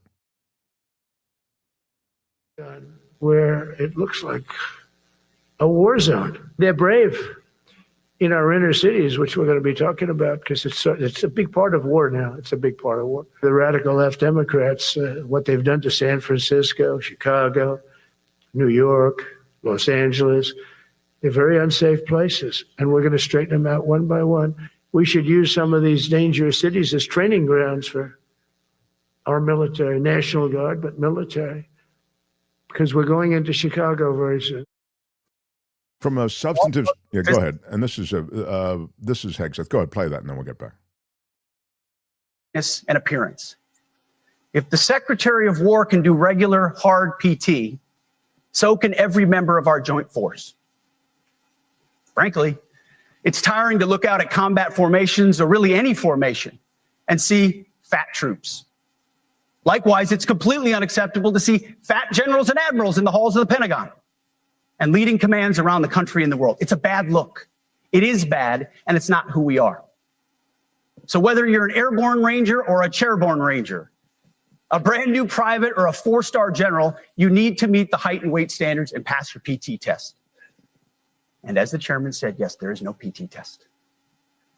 But today, at my direction, every member of the joint force at every rank is required to take a PT test twice a year, as well as meet height and weight requirements twice a year, every year of service. Also today, at my direction, every warrior across our joint force is required to do PT every duty day. Should be common sense. I mean, most units do that already, but we're codifying it. And we're not talking like hot yoga and stretching. Real hard PT, either as a unit or as an individual. At every level, from the Joint Chiefs to everyone in this room to the youngest private, leaders set the standard. And so many of you do this already. Active, Guard, and Reserve. Michael, thoughts? Yeah. Look, I mean, this is the kind of stuff that, first of all, Trump is so obsessed with aesthetics, right? I mean, how people look, whether someone is good looking or not, that how people are dressed. I mean, these things that we've heard all the way through. Look at him, right? I mean, look at the man. I am not, a testament to physical strength and, etched body and all of that. But look at the president. Look who this is coming from, and look who judges how people look. It's really disgusting. And also that he says this is not who we are, right? America. That we're America. This is not who we are. We actually have an obesity problem in this country. That if you look at the reasons for it, many of those reasons go back to corporate America getting sweetheart deals and allowing us to be essentially poisoned in so many ways and seduced into buying cheap, crappy food. But that's a different conversation. This is the kind of stuff that happened on the other side of the Iron Curtain. This isn't really American. This was very bizarre, certainly speech that was given by both the president and the secretary. And, truthfully, the way it was received by the military rank and file was, and the military higher ups, the brass, as it were, about PT, which is physical training, shows you that everybody thinks these guys are whack jobs. And I can't see the military. I mean, look, we're going into Chicago. That's what this president is talking about. He changed it to the Department of War and says, we're going into Chicago. But American presidents talked about, going into Germany and France and freeing the free world and stopping fascism. These are fascist flexes that are being done in Washington now, and it's disturbing. But what's encouraging is how it was really met with a thud. Oh, most certainly. I think, and you've seen, as I was saying, the resignation announced from the top Air Force commander, General Thomas Boussier. He said he's retiring for personal and family reasons. But I have to say, the timing is conspicuous. I mean, he didn't. I mean, it's.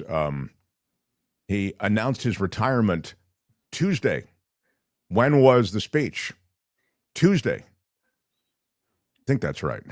Yeah. And so you could have waited 10 days. There were many ways you could have, put a little distance between the speech and your announcement that you're retiring.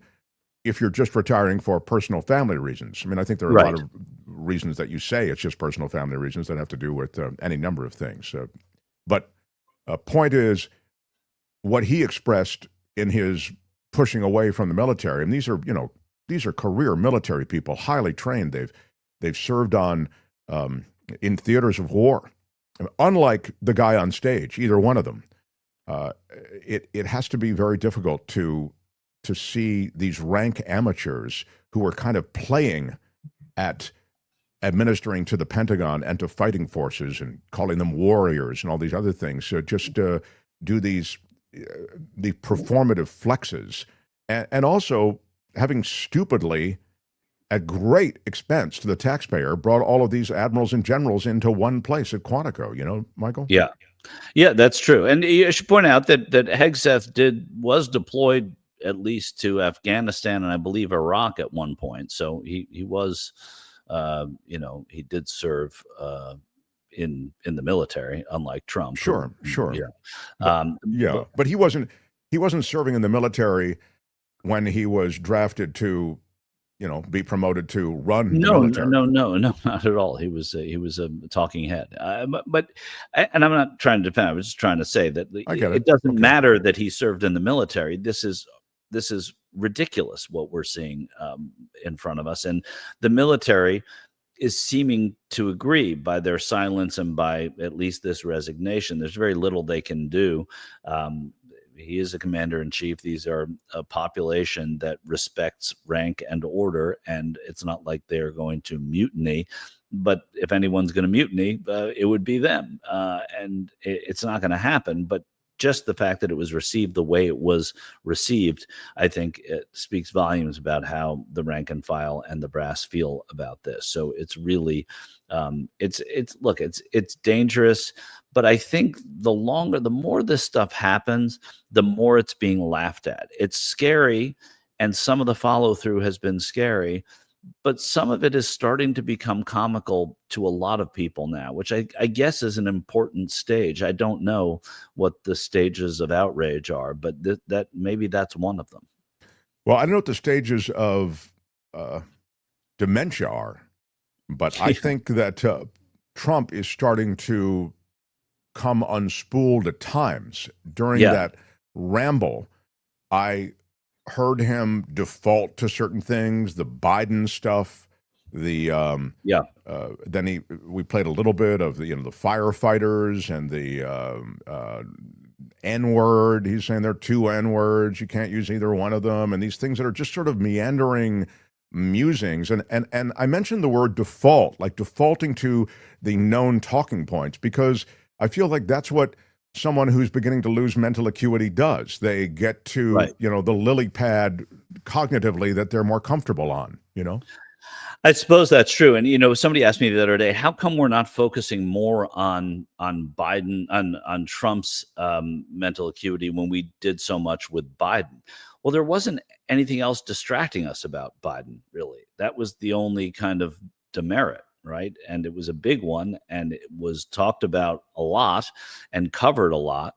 And people do talk about Trump's mental deficiencies, but there's so much else to talk about with Trump that is as astonishing as his mental acuity that, that we can't focus on it. Also, he, as far as the Constitution's concerned, he can't run again. And even if he decides to, we're still, unfortunately, 3 years away from that. So it's the kind of thing that he has so many things pulling focus that there is, we can't just dwell on the mental acuity. But now that we're talking about it, it's astonishing, and it seems to be deteriorating at a pace that is certainly more accelerated than it was when he was a candidate and a former president, now that he's back at the White House.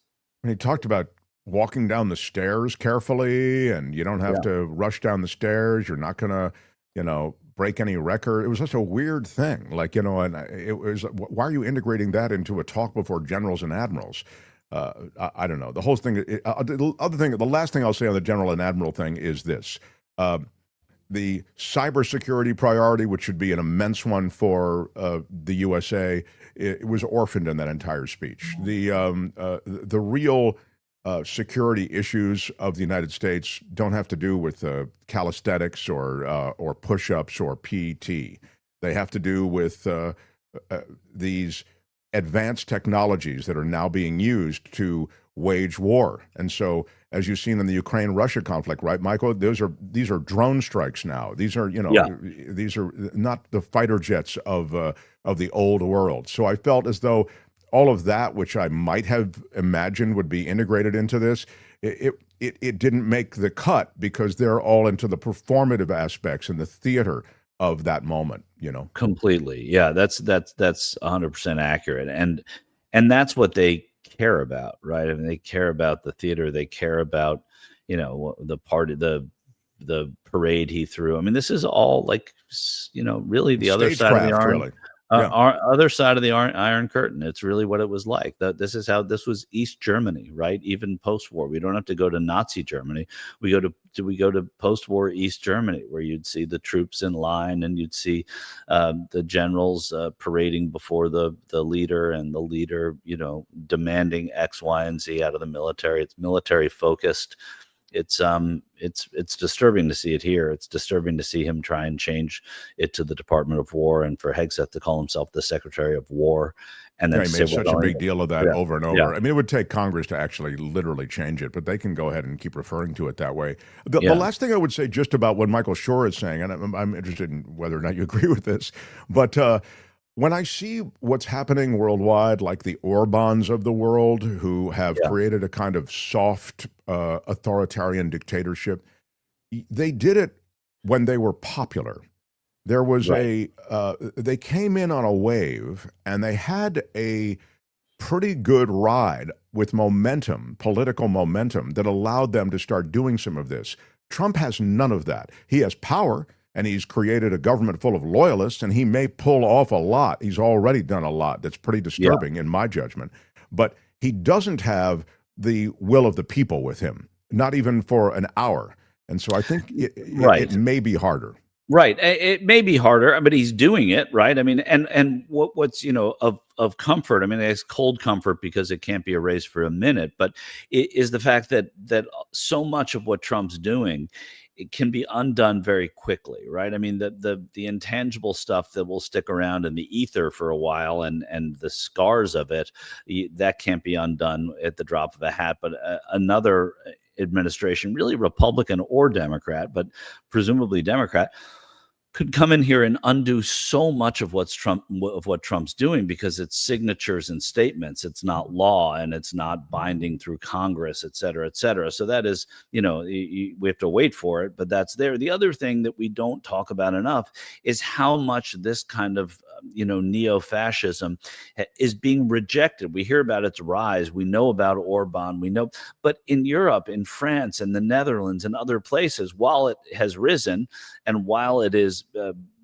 has a greater prominence than we would want in general, it's being rejected too, right? I mean, those far right parties are not winning control of these governments except in Hungary, and that is of some encouragement as well. Here, however, the people elected this knowing what they were going to get, knowing that Project 25 was a blueprint for what we're seeing.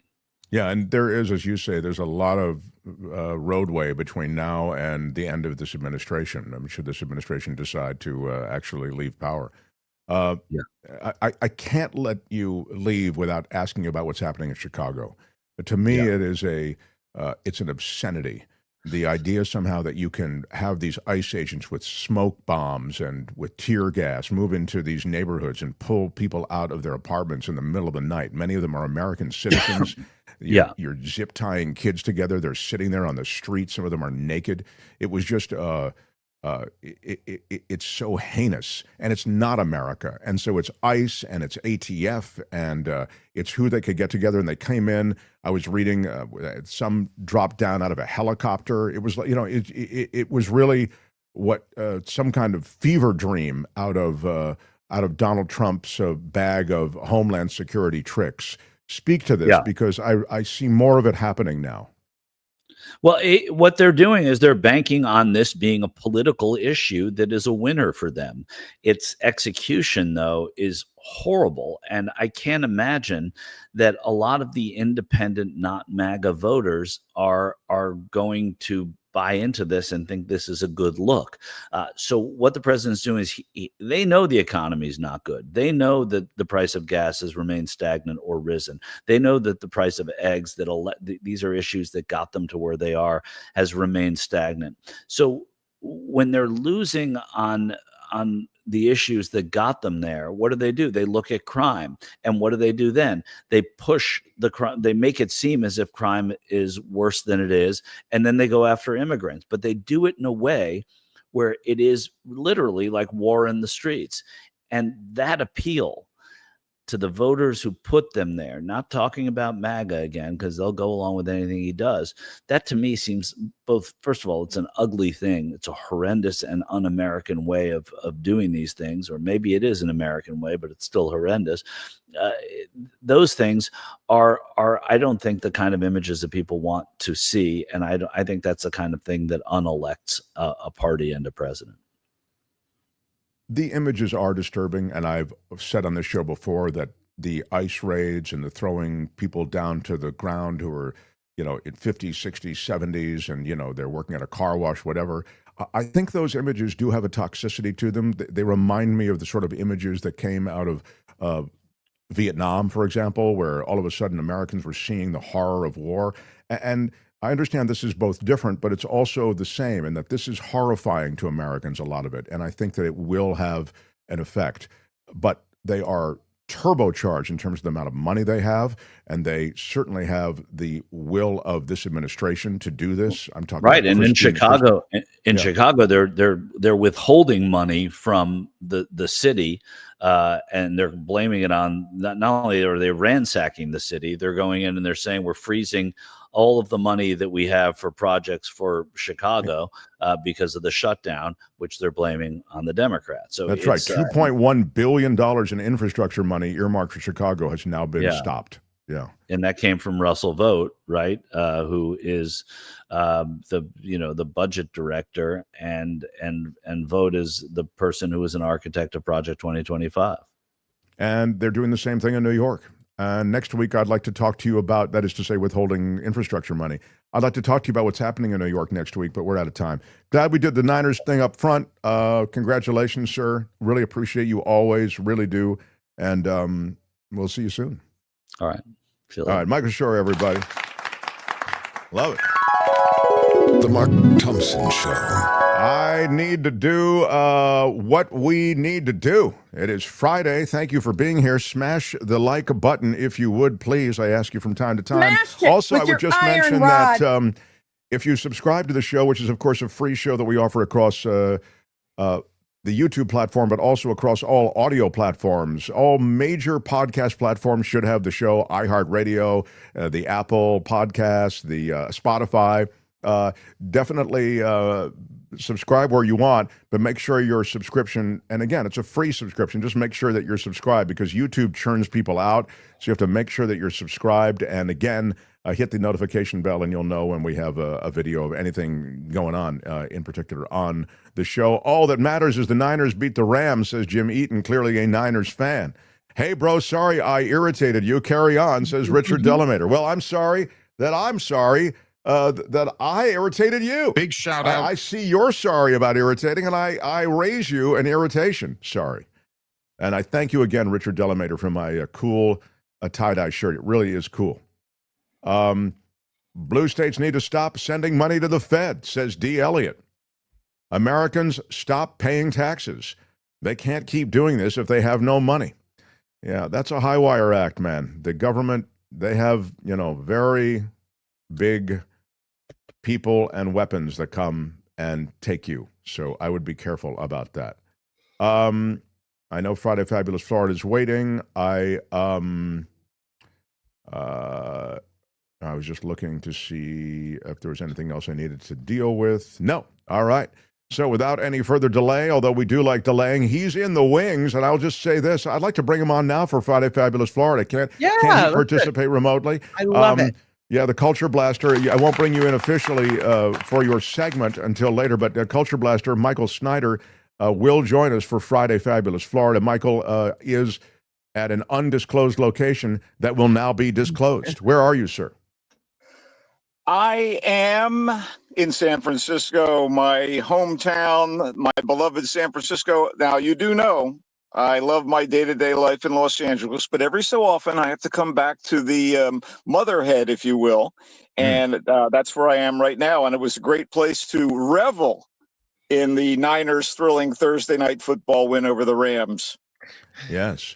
Well, you can revel even further when we bring you on officially, but right now we have business to do. You feel free to chime in if you'd like, but we have a robust segment that we regularly do on Fridays. We brought this over from the radio, used to do this segment there, and now we do it here. This is Friday Fabulous Florida. It's time for Friday Fabulous Florida. There is a gigantic alligator in my kitchen. A look at the weirdest stories from our weirdest state. A Florida man going 124 miles an hour Ooh, that's fast. while fleeing troopers explained it. He had an explanation, Kim. It was a late night run at Midpoint Bridge. He said that he had to go to the bathroom. Oh. When you gotta go, you got to go. You got to drive fast to get there, too. Troopers are still searching for a motorcyclist accused of racing him and reaching top speeds of 140 miles an hour. According to the Florida Highway Patrol, it was 3 a.m. Troopers spotting a Toyota Camry and a motorcycle stopped side by side at a traffic light near Colonial Boulevard in Fort Myers, Florida. Troopers saying, engines at each other. Yeah, I mean, in a Toyota Camry. I mean, that's real commitment to a race. Yeah. Let me go home and get my whatever. No, I'm going to do it right now. I'm going to do you in with my Toyota Camry. Troopers say that the pair suddenly started to accelerate right before the midpoint bridge. They were accused of racing across the span at extreme speeds. Camry was clocked at 124 miles an hour. What? The motorcycle was clocked. I've got a working nickname. I've got a working nickname for him: the Bladder Bullet. He says he's got to get to the restroom. The motorcycle, they say, was clocked in at 140 miles an hour. They stopped the Camry near the Country Club Boulevard and Veterans Parkway in Cape Coral. There's a male driver, David Stone, he's 24, and a female passenger. Asked why he was driving so fast, Stone said, "I have to use the bathroom." The highway patrol officer noted that he'd passed several gas stations before being pulled over. What? Yeah. Well, he this gets may about come 6 or 7 in the chat as far as the mugshot going on. Oh, yeah. Well, he well-meaning, but probably no more than a 7. We like to rate the booking photos of All in Friday Fabulous Florida. The Camry driver, this may come as little surprise to you. He did not have anyone? License. Driver's license. Yes, exactly. Right. Yeah. Wait. He also didn't have an empty water bottle in the car, because that would have helped. The one thing he did not have, though, was what? Drugs. No drugs. I mean, you can evaluate that in this story a little bit later. When Camry that goes 124 miles an hour. I think that is the drug in itself. You're right. You're right. I got a drug right in the driveway with 4 wheels. Yeah. The missing Florida woman found naked in a ditch after crashing her car into a canal had a plan. And that plan was to stay in the woods. She wanted to live there. Found alive, reported missing, but found alive. She was reported missing earlier this week, and she was found naked. Oh. Yeah. I want to report somebody naked. Her car. Did she just need a moment alone? Is that what happened there? Well, she really committed to it, if that's true. Her car was discovered submerged in a canal, and they went to her place. They couldn't find her. They found the car, and they found her. And she says that she'd planned to stay at an Airbnb for 2 nights, but the location of the Airbnb she didn't have. Then she left Jacksonville with a teal-colored electric bike secured in the back of her car. The e-bike was not located with the car, but she was found. And apparently her plan was to remain there in the wild. And she was interrupted by those officers that found her. That's taking back to the land a little too literally. Yeah, it's a bad plan, but it's a wild idea, but it just might work. She gets an 8 across the board. 8s across the board for her. Wow, she did. She's an attractive gal. Yeah. Florida woman winning Mortal Kombat tournament while holding her newborn daughter. Come on. Now that is commitment. She won a Mortal Kombat tournament all the while holding her newborn baby girl. Her name in the gaming world is it Legion? Legion, yeah. Yeah. Competed with the O capitalized. Yeah. Competed Saturday in the Juicy Game Night in Orlando, days after delivering her baby by C-section. I mean, usually you have to recover a little bit after a C-section. She has her priorities straight. She worked her way through a 4-person bracket, beating everyone at the game, including her husband, all while holding her 5-day-old daughter. The prize she won, and this is probably, you're thinking, I mean, I don't know, it had to be pretty substantial. You went through all of this while you were holding your 5-day-old daughter, and you'd just been through a C-section. What is the prize? $28 and a trip to DreamHack Atlanta, which is a gaming festival later this month. Yeah. Jim with the win.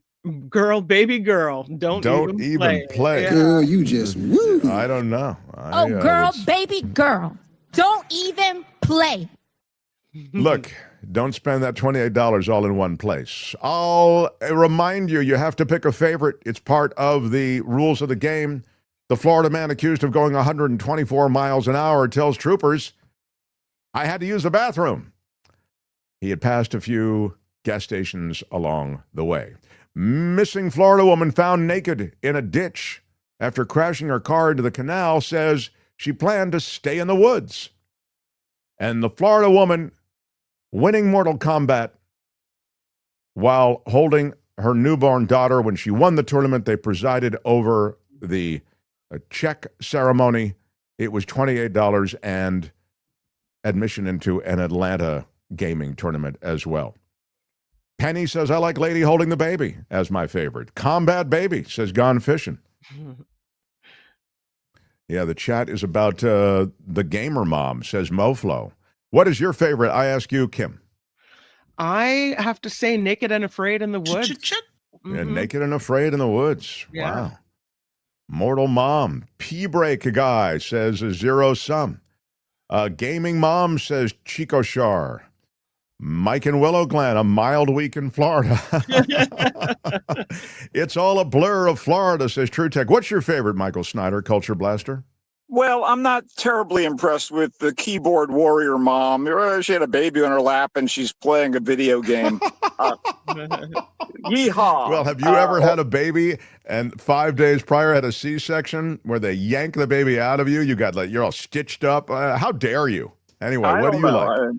I don't pass that physical, but I also have to say, yeah, I like Naked and Afraid, or Unafraid, if you will, but the Bladder Bullet is my pick. The Bladder Bullet is getting some votes. Eileen and Lee like Bladder Bullet. Naked in a Ditch is the most Florida. That's a really interesting point from M. Oak, and it may have just convinced me. They all, I think, have their own sort of Florida vibe. What do you think, Albert? I like the Naked and Afraid. I like how she just crashed it, and this is my life now. This is I live here now. This is it. This is you're right. This is my life. You've got to go with the hand you're dealt. Right. That's Friday Fabulous Florida for today. This has been Friday Fabulous Florida. There is a gigantic alligator in my kitchen. Y'all come back now, here. They were all epic, says John Slay. I agree. I thought they were all very strong. Nice job, Albert curates that. I appreciate it. Albert, well done. All right, smash the like button and let's get to the Culture Blaster. The Mark Thompson Show. This man knows movies. He knows music. He knows streaming. What can I say? I don't know how he does it. I literally don't know how he does it. I often remark, he's seen it all, done it all, subtitles, the Marvel Universe, the DC Universe, the superheroes, and he comes and goes on a rainbow. Michael Snyder, the Culture Blaster, everyone. Hello, Michael. Welcome. Nice to be back, Mark, after a couple of seconds away. And I have to say, speaking of back again, I am back by the Bay, baby. And I picked a good weekend to be here. Again, starting with the Niners win, which was awesome. But you and Michael Shure have discussed it, and I mentioned it briefly. But starting today, the annual, massive, free 3-day music extravaganza, Hardly Strictly Bluegrass, celebrates 25 years in Golden Gate Park. And this year's edition will include sets by Emmylou Harris, Courtney Barnett, Chuck Prophet, Jeff Tweedy of Wilco, Jimmy Dale Gilmore, Maria Moldauer, Nick Lowe, Roseanne Cash. It's amazing. Many more. Wow. It's like a gift to the city, and it's something people love. I, of course, don't do festivals, nor will I do windows. If you ask me, I will sweep up, but no festivals so or a window windows. festival really would be out of the question. I actually went last year, and it was really great. Really great. I mean, in between a lot of the acts that you mentioned, the high-profile acts, they're just great musicians. Every stage is just filled with really great people. Oh, absolutely. I mean, when you get a chance to see Lucinda Williams, the Mekons, Moon Alice, the Mother Hips, who I think got their start in Northern California, you've got a lot of fun in store. On a smaller and very appealing scale, Booty's 22nd anniversary dance party is happening Saturday night at the Cat Club on Folsom with a playlist of mashups celebrating the music of Taylor Swift, coinciding with the release of Tay-Tay's new album, The Life of a Showgirl. DJs Adriana, Jupiter, and DJ Time are going to be spinning. There will be what I assume to be a Swift-themed drag performance. And also, one more quick note on the culture of San Francisco, the Walt Disney Family Museum, one of the greatest museums I've ever had the pleasure to visit, is presenting Mary Blair Mid-Century Magic through this weekend.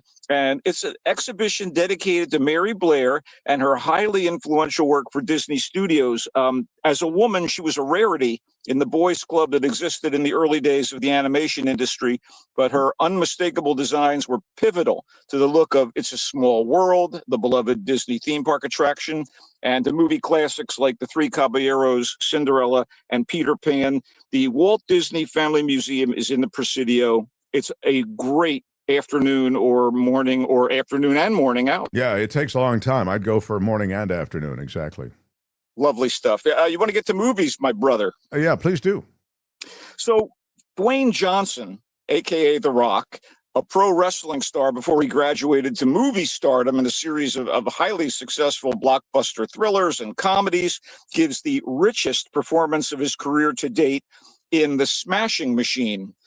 One might suggest typecasting insofar as this Smashing Machine, written and directed by Benny Safdie of the filmmaking Safdie brothers, concerns the life and career of pioneering MMA fighter Mark Kerr. You know, wrestling, mixed martial arts, you know, they are connected in a way.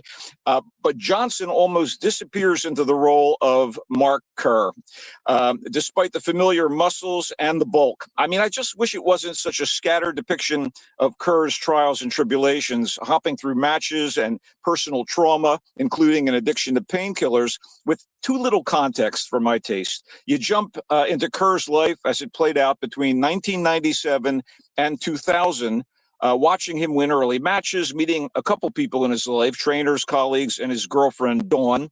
And in short order, he's competing in a major Japanese tournament that the movie revisits between the beginning and the end of that 4-year period to kind of gauge the trajectory of his career. So there's a really good performance by Emily Blunt, of all people, as the loyal but troubled girlfriend, Dawn. But she's kind of underserved by the script. Although the current MMA fighter Ryan Bader delivers the goods as Kerr's friend and rival in the ring, Mark Coleman. And Johnson is like you've never, ever seen him depth-wise. For The Rock, it is a triumph unlike any he has achieved in the ring or on screen to date. Again, the Safdie brothers, Josh and Benny, made the excellent and gritty Uncut Gems and Good Time. And maybe, like often happens with these brother duos, if it's one or the other, it's not quite up to their collaboration. But Benny, you know, does score a few points here, and one of the biggest is getting this amazing performance out of Dwayne Johnson. It sounds to me like you love the performances, and as you said, that the script didn't quite hang together for you. But does that mean that you enjoyed the movie, or it seems like you enjoyed the movie though? To an extent, it's better than the old Snyder review. Not terrible. But let's just compare it to something that's sort of I don't know, genre related, and that is maybe like The Wrestler. Wrestler's a better film. Okay. Anyway, yeah, go ahead. There you have it. I don't want to belittle it. I'm super intrigued. No, yeah, it sounds to me like you're kind of reluctantly criticizing it because Johnson is so good, in your opinion. Yeah, the script is just not what it could be, and the perspective on his life isn't quite as expansive as I wanted, I think. But to the extent of looking at this guy over the course of these years and these pivotal moments in his life, among them his issues with his girlfriend and, of course, the drug addiction, it works to certain extents. But the focus on the Japanese tournament, you wonder, what is he doing in the States the rest of the time? It kind of didn't really hold together as well as I hoped it would. But let's move on to another film that I'm going to be on the fence about, okay? Okay.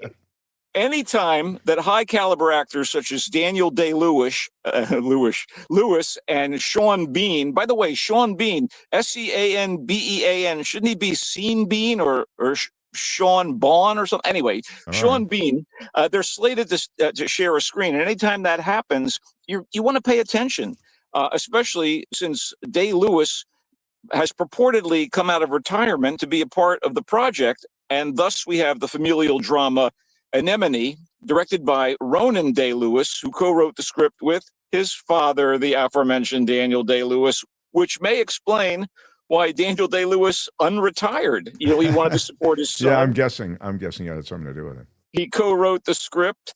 Anyway, I wish I could say that Anemone is a brilliant must-see, but it's on the strained and tedious side as a man named Jem, played by Bean, tracks down his estranged brother Ray, the elder Day-Lewis, who is a husband and father, a man who essentially abandoned his wife and son to live in the woods and off the grid, you know, kind of like that woman from Florida, although I don't know that there was a car crash involved. Yeah. Anyway, there's a lot of tension between the bros with shouting and brawling, and there's plenty of angst and bitterness on the part of Ray's wife, Nessa, played by Samantha Morton. Or is that Emily Watson? I could never tell the difference. It's Samantha Morton. And son, Brian, played by Samuel Bottomley. There's also a lot of muttering in thick Irish accents that begged for subtitles. I mean, more than once, I reached for a non-existent remote to turn on closed captioning. Nope. Anyway, yeah.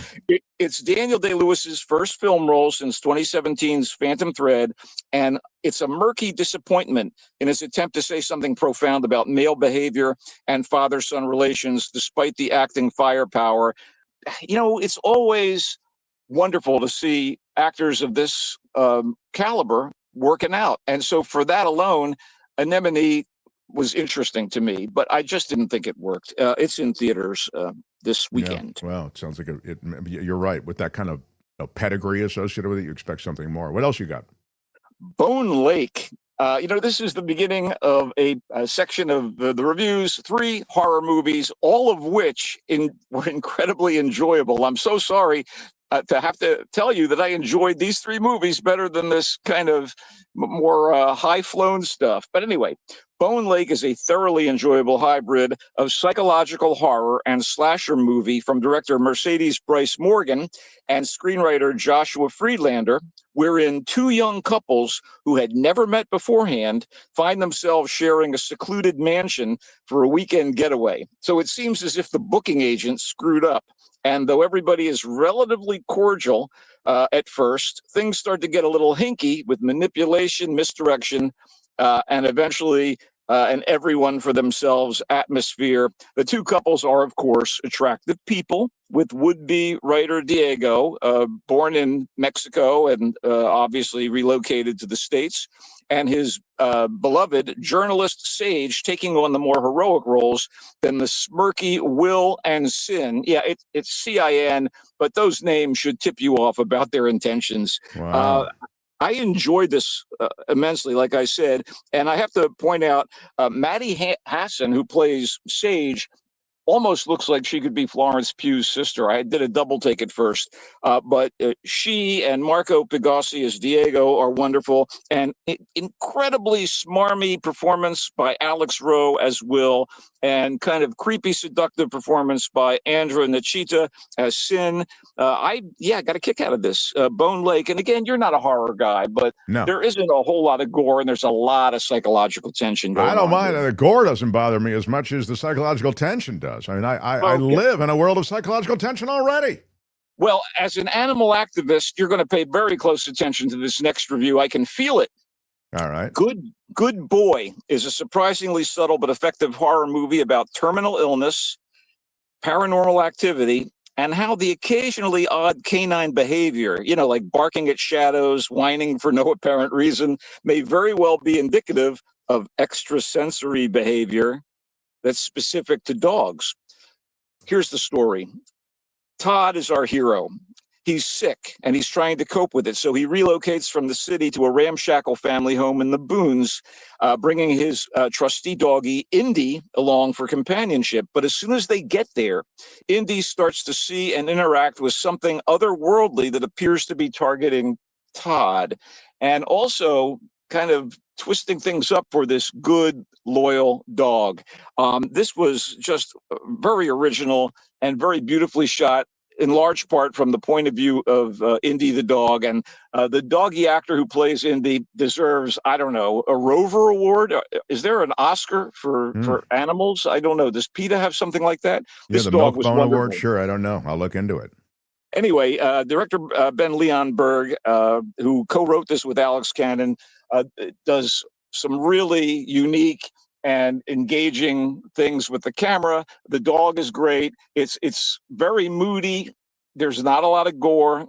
It's really well done. I give high marks to Good Boy. Good Boy. Good Boy. All right. He likes Good Boy. As long as nothing happens to the dog, I'm okay.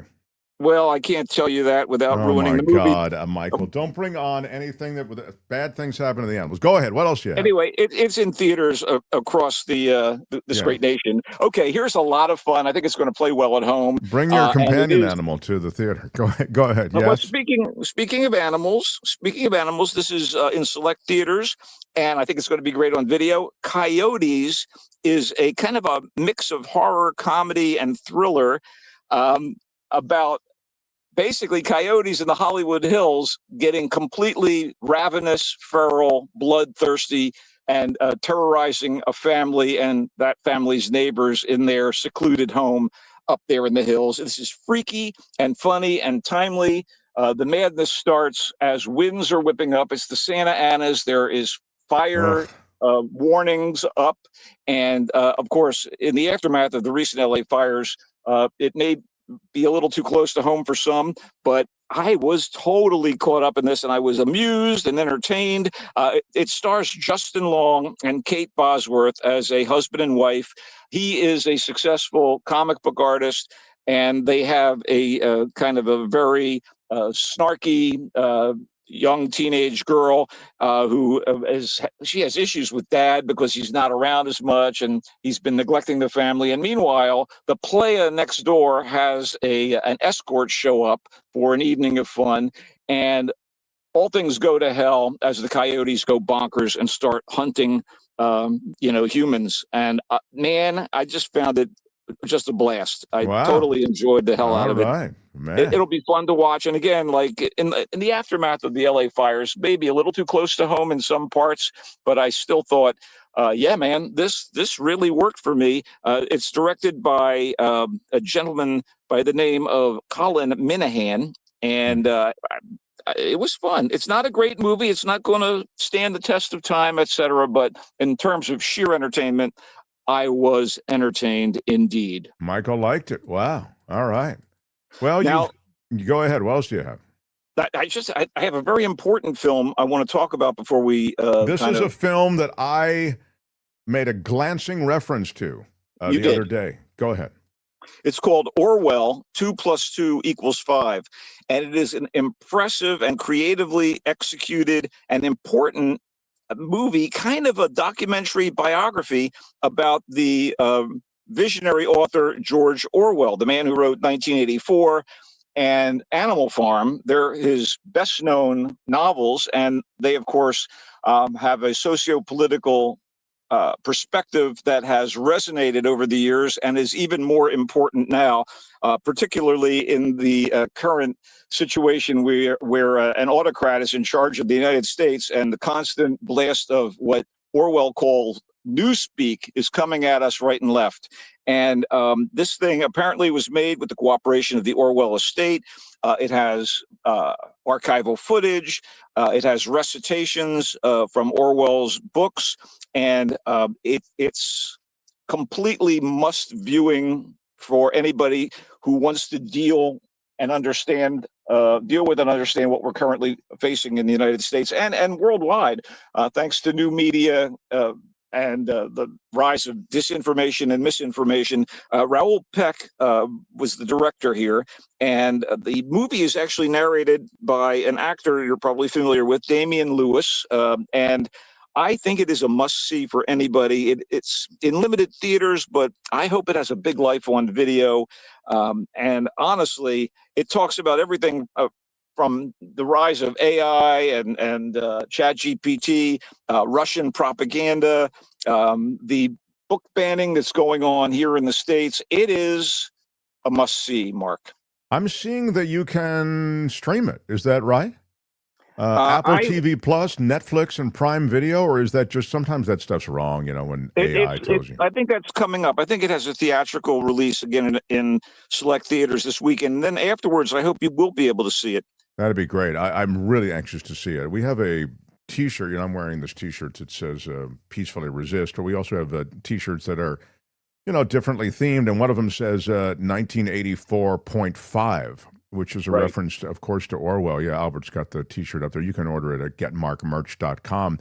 And we also have there's a ladies' version of it, and there's a mug that says Project 1984.5, because I sort of feel like we are seeing aspects of an Orwellian Big Brother attempt. I mean, through Palantir, the project to essentially track all Americans, and even the view of people as dispensable. I mean, there's a sad and eerie overlap between much of the Orwellian narrative and what we're living today. I don't mean to be too dramatic about it, but I think that there really are some parallels. Absolutely. My only fear is I think this movie's probably over the heads of the people who really need to see it. And I say that with a lot of love and kindness. And by the way, are any of the proceeds from those 1984.5 T-shirts going to the Orwell estate? I just want to clear this up. No, there are no plans. I don't think the Orwell estate needs any proceeds from the T-shirt sales, is my guess. Okay. As we head out, I do want to mention the Mill Valley Film Festival, which is ramping up right now as well. We're very excited about that. Are you going to be speaking? Why don't they have you speaking at the Mill Valley Film Festival? I don't know. You have a distinguished history as a Bay Area movie critic. You also have written on and been part of the Hollywood machine. I think you would be you should at least moderate a talk. I would love to see that. I do want to say that my friends Ari and Ethan Gold, the twin sons of the great San Francisco author Herbert Gold, are bringing their movie Brother versus VERSES Brother to the Mill Valley Film Festival. It's getting its California premiere coming up, if I'm not mistaken, on when is it? It's on Sunday at the Sequoia Cinema, and there's going to be a second showing on Tuesday, October 7th, and on Monday, October 6th, they're going to have a special event, a concert, songs and poetry at the Sweetwater Music Hall. And just to give you a thumbnail, it is basically a single tracking shot of the two brothers walking through North Beach and up Russian Hill in search of they want to find out the status of their father, Herb, who at the time of the shooting was 99 years old, and he passed away some weeks after they completed the movie. But this long tracking shot is brilliant. The brothers run into friends and people. They're trying to get Eli is trying to get a gig for his musician brother Ethan, and obviously Eli, as a filmmaker, is the director of this. But the guys improvise their dialogue, but it all seems so legit. It's very cinema verite, but the artfulness of it is remarkable, and the music is great.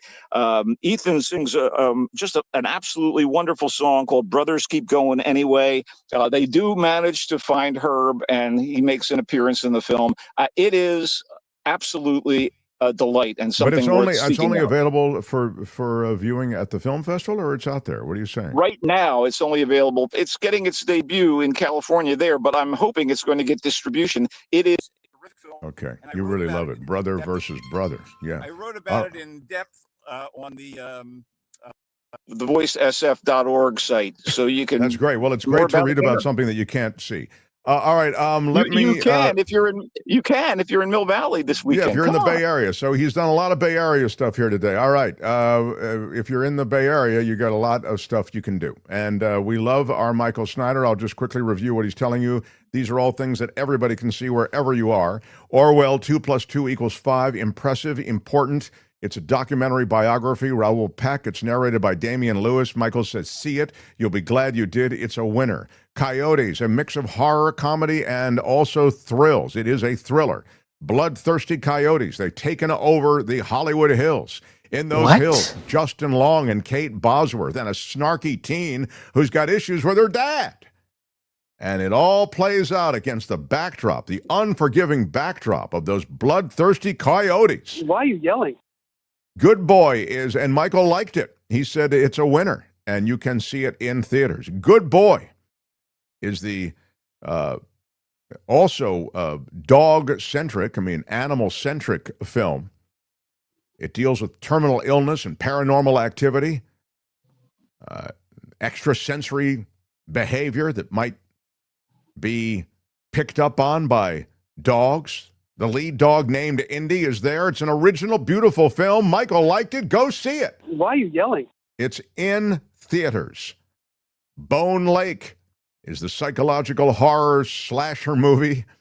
2 couples sharing a mansion. They were scheduled to be there at this mansion, apparently by 2 different travel agents that put them there at this secluded mansion for a weekend holiday. We don't know why they screwed up. We don't know why they screwed up, but they're both there. I probably filled in a little of the narrative, Michael. Why are you yelling? All right, it's a double booking. It's a double booking, Mark. They got double booked by mistake into this secluded mansion. It was a weekend holiday. Maddie Hassan, is it? Or Yeah. Hassan? Marco Pagasi, Alex Rowe, Andra Nachita. I got some of those names right. Michael liked it. I did. He actually liked it. So go see it. Bone Lake is out there. Why are you yelling? All right. And Anemone is the Daniel Day-Lewis, I'm coming out of retirement to do this movie film. It's got Sean Bean. It's directed by Ronan Day-Lewis, his son. Samantha Morton's in it. Samuel Bottomley's in it. It's an all-star cast. Why are you yelling? But apparently it does not quite ring the bell for Michael. Michael saddened that all of this great talent didn't really get across the finish line with a decent product for Anemone. And again, oh my God, the brogues, Mark. You needed a translator. Yeah, that's rough, man, when you don't have the subtitles. And he started with the Smashing Machine. Dwayne Johnson, The Rock, disappearing in the role. Why are you yelling? The Benny Safdie... I love that drop. The Benny Safdie directed film. Of course, he's one half Benny Safdie is of the Safdie brothers. They're so brilliant. He directed this film about the MMA star Mark Kerr. Ryan Bader is in the film, and apparently The Rock is terrific in it. Michael just felt the script fell down a bit, right? Yeah, it didn't live up to the performances for me. But they made lemonade. But I just, how much lemonade can you drink, Mark? Yeah. So he said, be prepared. I mean, it's not bad, but no. Yeah. But it's not what he'd hoped for, especially given the great performance by Dwayne "The Rock" Johnson. Michael, I could talk to you all day, but I already have. It's a great pleasure to have you visit with us. I'm wishing you the best. Enjoy what will be a wonderful weekend, I guess, in San Francisco. It sounds that way to me. And go Niners, as far as you're concerned. Absolutely go Niners. And we'll be back next Friday again, probably from the Bay Area. He comes and goes on a rainbow. Bye-bye, Michael. Wow. Later, y'all. Yeah. Michael Snyder coming from an undisclosed Bay Area location. Very, very exciting. All right. The Mark Thompson Show. I don't know, guys. I tried to get through as much as I could. I really did. Try to give as much love to you as I could. Thank you again, everyone. There is big news, and it is possibly it's coming out of the New York Times. Hamas is saying that they are agreeing to release all of the Israeli hostages held in Gaza, as well as the bodies of those who had died.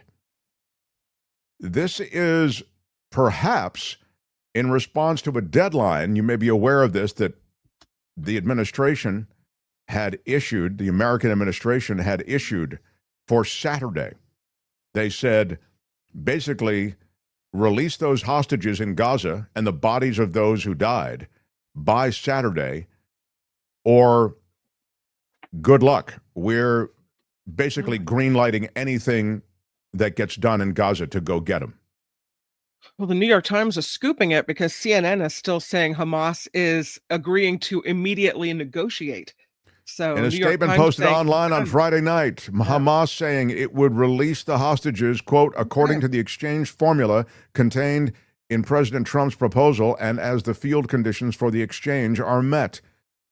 In this context, the movement affirms its readiness to immediately enter into negotiations through the mediators to discuss the details. Yeah, so there's, I mean, the cake isn't baked, but that's a pretty big concession. I don't know if it's just to buy time. In Israel, there is a tremendous demand for the release of those hostages. There are pictures of the hostages everywhere. Oh, wow. And apparently, this is something that really does galvanize the Israeli public. Now, Netanyahu is not popular in Israel at all. That's sort of been one of the things that I think Israelis wrestle with. From what I've read, people, you know, who want to boycott Israel. Israel, of course, has lost so much of its standing in the world, et cetera, the moral high ground, most certainly. The Israeli population, hundreds of thousands of them who, having protested what's going on in Gaza recently, they struggle with the image and what I've just described. And yet they also appear galvanized around wanting to get those hostages back. So both coexist. Resentment, hatred for Netanyahu, disgust for many of his policies, feeling as though that doesn't really represent who the Israelis are, and also at the same time wanting those hostages back. In any case, I mention that because it's against that backdrop that maybe they have this deal, or at least the primordial ooze of this deal, and I'm hoping this has been horrifying, what's happening in Gaza, of course. So, Randy is saying the BBC is reporting that Hamas agrees to release all the hostages, but that they want some changes in the proposed peace plan. Yeah. Well, maybe, you know, it may be false hope. But we will see. Albert, you've done a good job. Didn't mean to wake you, but I really do appreciate all your work. Kim, yes, you are magical too. Gary Dietrich coming up on Monday. Karen Dawn as well. Oh, yeah. What? Karen Dawn, first Monday of the month. Very, very cool. Yeah, I love it. Check out what you may have missed with many of the videos and conversations that exist fake. That's right real. now on our channel. You can find Sarah Kendzior. You can find David K. Johnston. You can find Gary Dietrich and his comments at the beginning of the week, and we'll talk to him. Also, I'll mention John Rothman, and many of the topics that evolved during the week evolved in a very interesting way. We talked a lot about the Hegseth Trump situation, the ICE situation, and more. So, all right. Thanks, everybody, for all the love you show us. I appreciate it. And now, taking us out, the great Shadow. I'm Shadow Stevens for the Mark Thompson Show. Bye-bye. Kim, thank you. Albert, thank you. Out of time. Bye-bye. Out of time. Have a good weekend. Until Monday. Bye-bye.